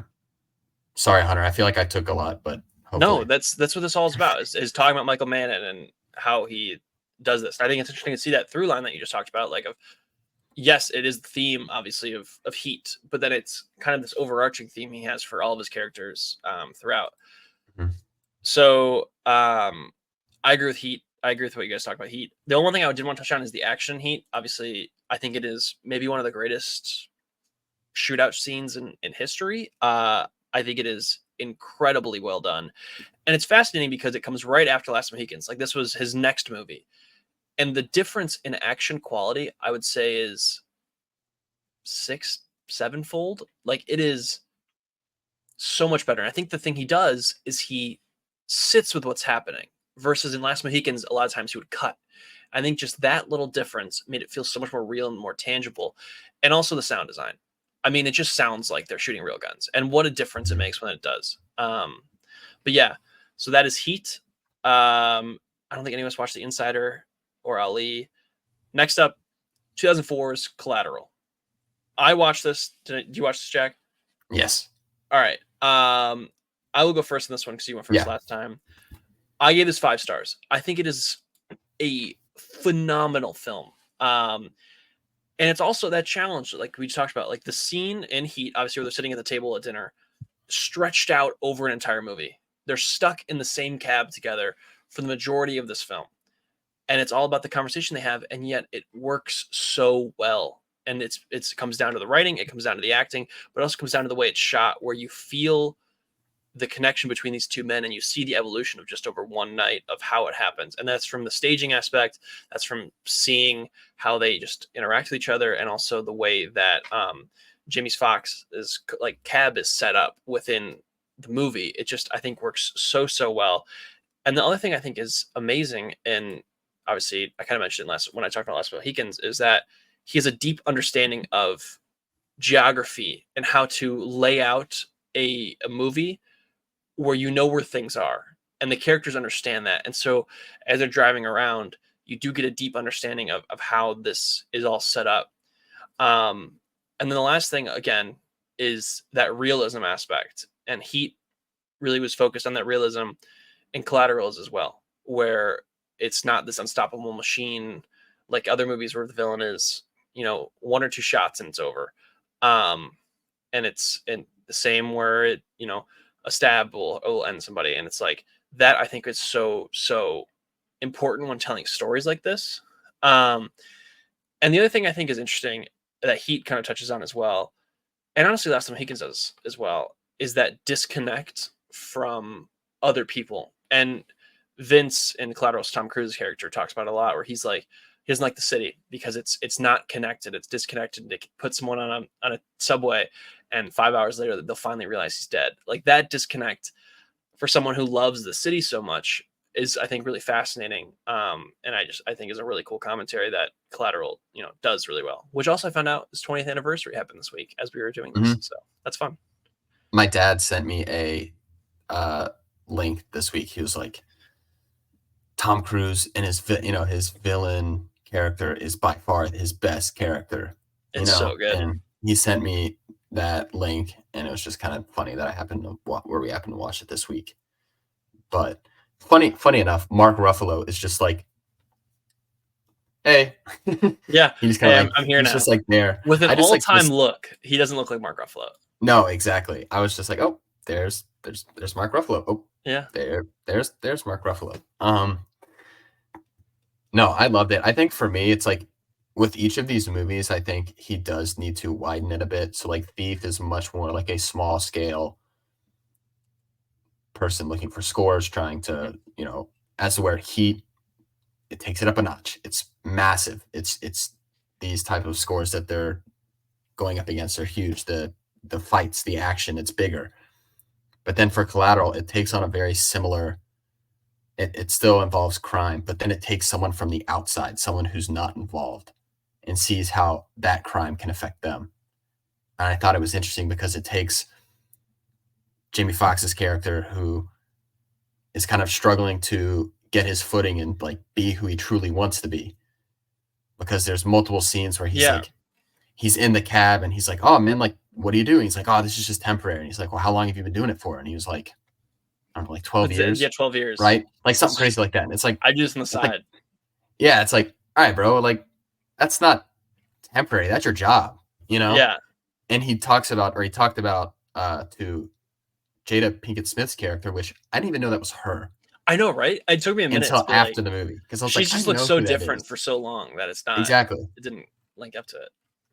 But the conversation he has with her, talking about his dreams, his aspirations to own his own limo company, and what he wants to be as opposed to what he is, and how Tom Cruise's character is the one person that's sitting in between where he wants to be and who he is. Yeah. And how even though his character is the villain, essentially he does push him to become the person that he wants to be. And I think that's interesting because as amazing as Tom Cruise is in this, I think the transformation you have with Jamie Foxx's character is the best part about this movie. Mm-hmm. Personally. I don't want to like ruin everything just because I know you haven't seen it. Charlie? Chuck, this would be like, I hope you watch this before next week because I'd love to hear your thoughts on this. I think you'd very much like this movie. There's like 2 bits. I don't know if I just don't want to ruin 2 parts for you. I love the aspect of his mom. The mom part I thought was great. Yes, it was. And I think the other one was with the police officer towards the end. I thought that was great as well. Oh, with when he flips the cab and the police officer. Oh, yes. I thought that was a great scene as well. Well, the scene for me is like when he goes in and says, I'm Vincent, and he needs to go get the information. That was also it. That's it. That was the change. That's the moment where you see him. He takes his glasses off, and he's just like, I don't know. There's the line. He's like, tell him to put his gun, or like he says, like, tell him to put his gun away. And it's just so out of character from like everything he had said up to that point was just like, sure, I'll let you do this. And there's like multiple points throughout the movie where like his boss calls him and he's like, oh, you wrecked my cab. You're paying for this. And he's like, tell him he can shove this cab up his ass. Yeah. And he's like, no, dude, that's my boss. I can't say that. And he's like, no, you're gonna say it. Yeah. I don't know. I think it is interesting because clearly Tom Cruise's character is not a good guy, but the relationship he has with Max is very interesting because I wouldn't say they're friends, but he does help him to an extent. It's like, it's kind of weird. He helps him like on a personal level. Yeah, exactly. It's almost like he's bored with the in-between. He like likes his job, and then I think the in-between is boring, so he just picks up a little hobby. My review, I really thought that you would like. It was Damien Chazelle and then the handshake emoji, Michael Mann, and then it was loving LA jazz culture. Oh yeah. Just because I was like, it's so funny. Also, I Googled because there's the scene where they're at the gas station and Tom Cruise is like, you like jazz? And I Googled to see if that was where Jerry Seinfeld got the B movie line, and I could not find any connection. Okay. But it was just very funny that came around like right at the same time. Because I think the B movie was 2005. Really? Let's see. B movie. That's funny. No, 2007. So it was 3 years later, and then they had the same line. I thought that was really funny. That's the scene in the jazz club. Great. You're That is Tom Cruise at his peak. I mean, he just flips a switch. Like he's just yes. And the thing with that too is how different it was from the conversation scenes in Last of the Mohicans. Because a lot of the time in the collateral scene, it's all three of them together in the same shot having the conversation. Where in Last of the Mohicans, it'd be like shot, reverse shot, shot, reverse shot. Mm. It's just like that. The difference in his quality of dialogue shot scenes was fascinating to see over his career. All right. I have one more thing. Yeah. Or I guess two more things. The scene where Vincent draws his gun from his hip in the street. Oh, so good. Oh my gosh. I mean, he just like, I don't know. I'm trying to like be as I really don't want to ruin this for you. Chuck, you gotta see this movie. Is so this one of all of them you gotta see. So this is the one on your list. The thing for me though, I think the ending for me, I think everything was great, and I think up until the ending, I think it's still good, but I don't think it was. I think it was a tad bit unrealistic. What, the ending of the movie? Yes. What's like? I guess what about it? Without trying to spoil it, unfortunately. I don't think I can. Like the. There we go. Yeah, like just the whole shootout. The shootout, yes.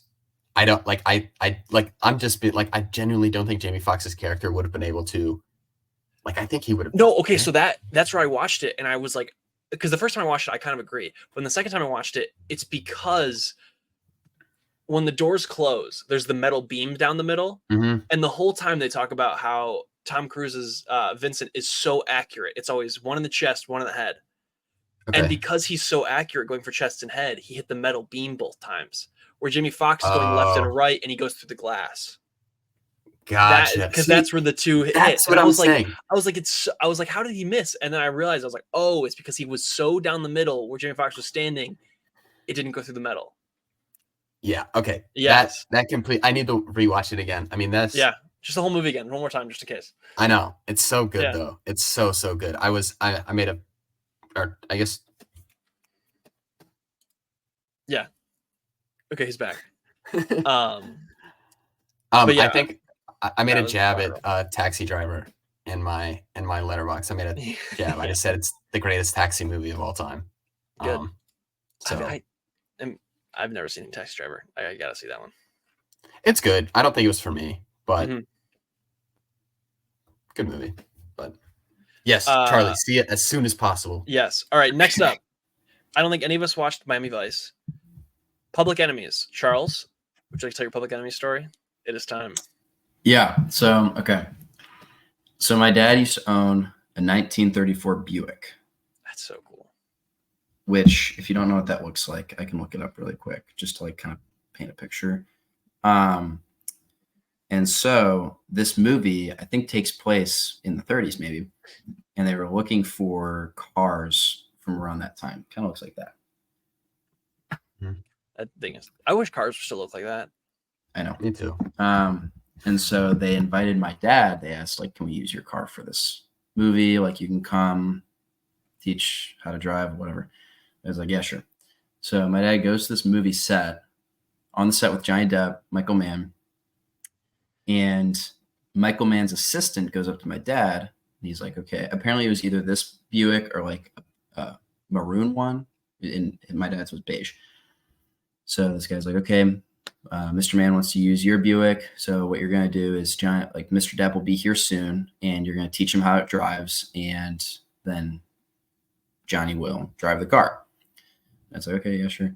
So apparently Johnny Depp is like in the car with my dad, and my dad's like teaching him about the car. And Johnny Depp was like expressing like a ton of interest, like, wow, this is a really cool car. Like, and like asking him questions about it. So my dad taught him how it drove, because like all those cars were kind of different.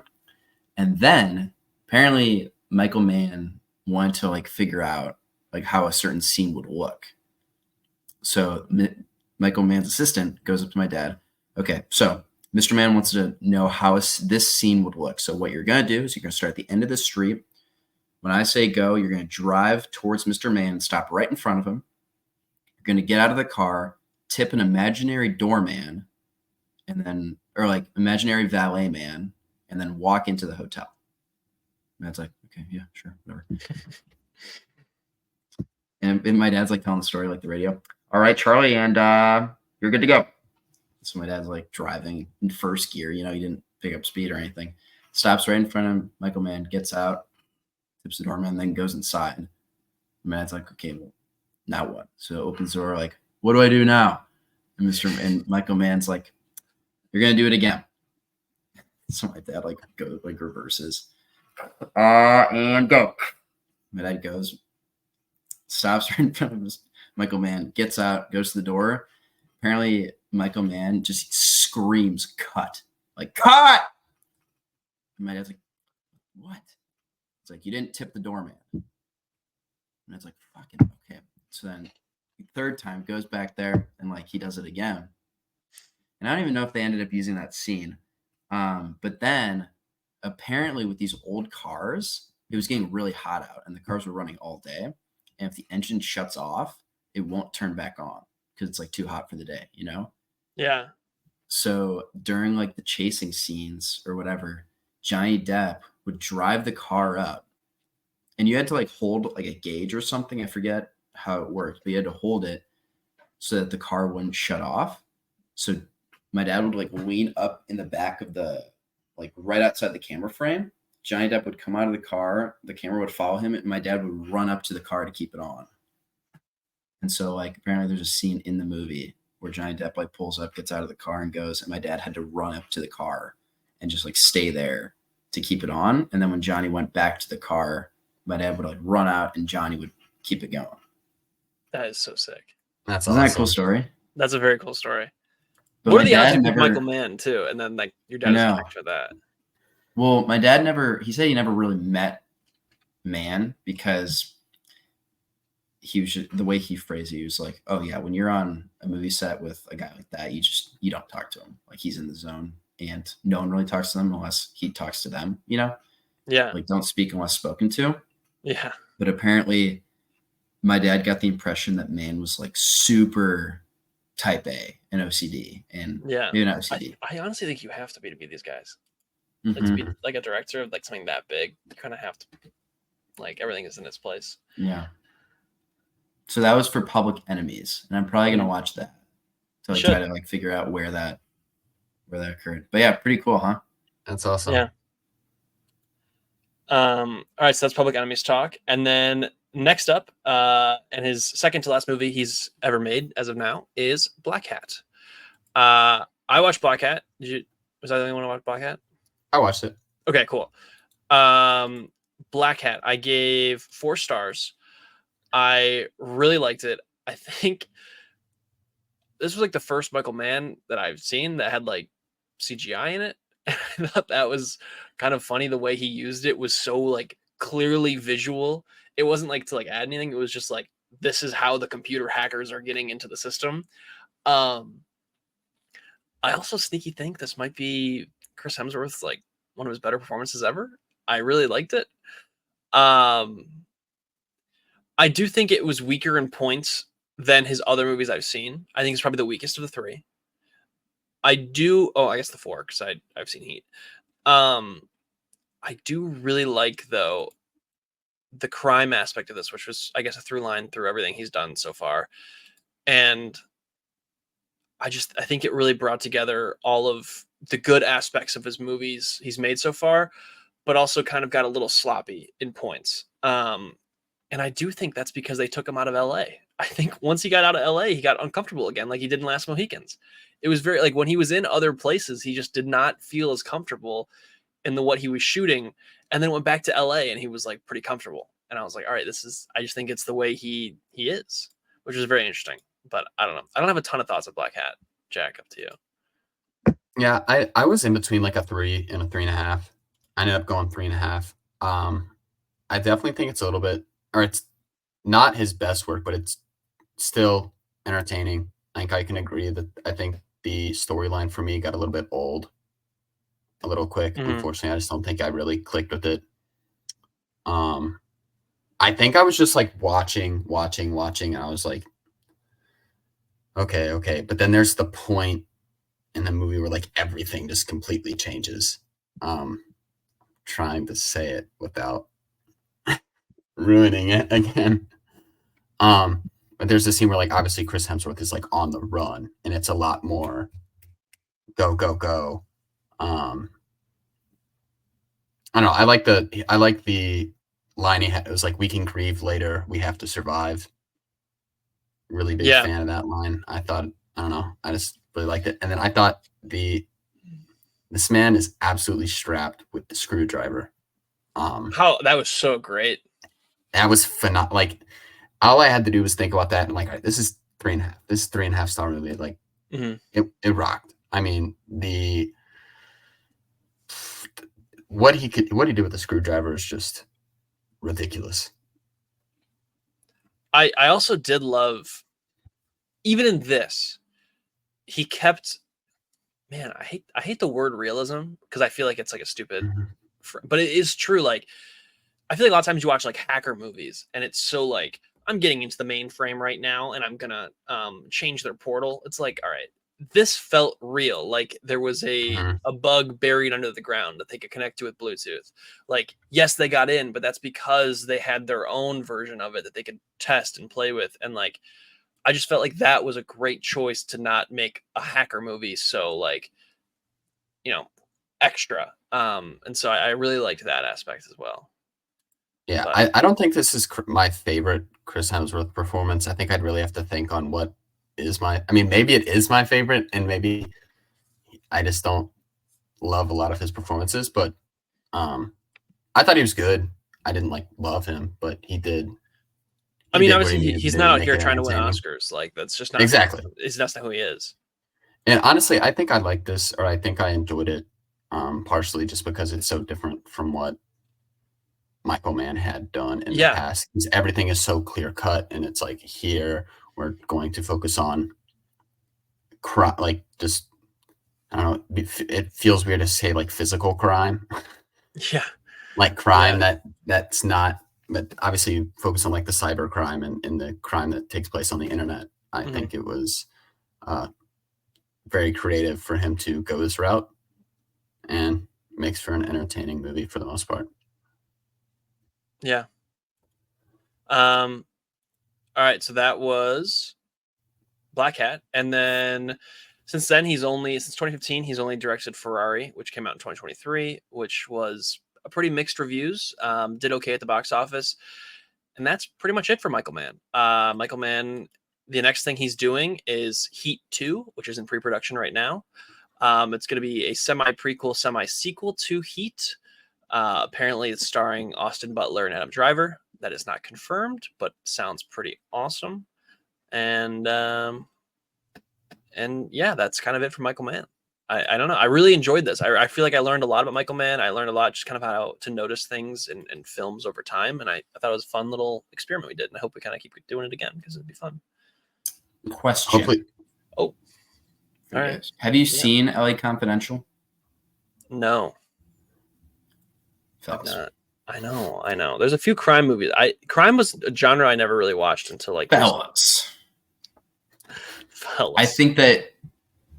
I think you guys should watch LA Confidential this week. And Hunter, I think you're doing Riley a disservice.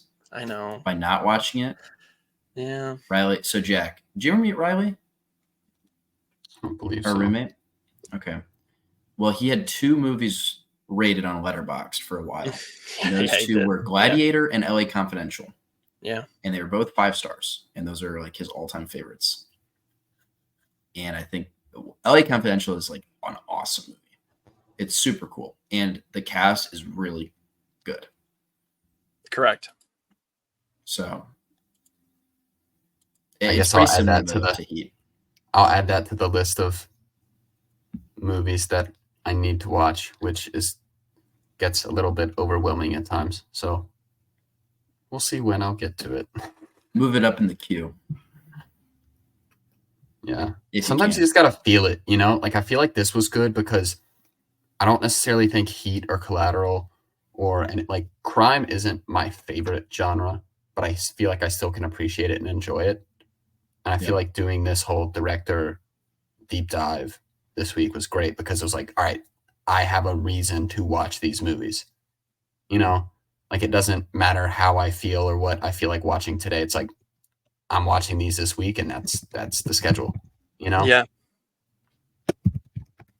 So hopefully we can get some feedback from maybe some people on the Instagram on what they would like to see on another director. Because I think we'll like have that in about 2 weeks. I was looking at the schedule right now.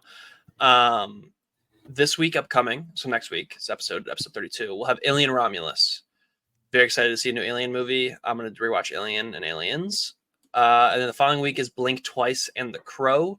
Probably pick one of those two. If I had to guess, probably Blink Twice. I've heard The Crow is not great, but we'll wait and see. And then the following week, so the week of the 26th through the 31st, is a whole lot of nothing. So I think that'll be our next time we do a director, or maybe even an actor or actress retrospective and look kind of back in their career. We could do a Studio Ghibli. Oh, I would like to do that. That would give me a good excuse to watch those because I haven't in a long time, and actually ever, most of them. Yeah. I was thinking, I was like, I've seen a couple of them, but it's been a long time also. So yeah, all right, that'll be the plan. Studio Ghibli will be the next kind of grouping we do. Cool. And that'll be the episode 34. So yeah, anything else, boys? Nope. Nope. All right. All good. And then we'll just have to wait for the accountant to do our ASMR episode. So don't worry. I was just about to he's just about to do it. Just about to do it. But yeah, all right. Well, that was episode 31. Till next week, Alien Romulus. Very excited. But yeah, for Jack and Charles, I'm Hunter, and have a good week. See ya.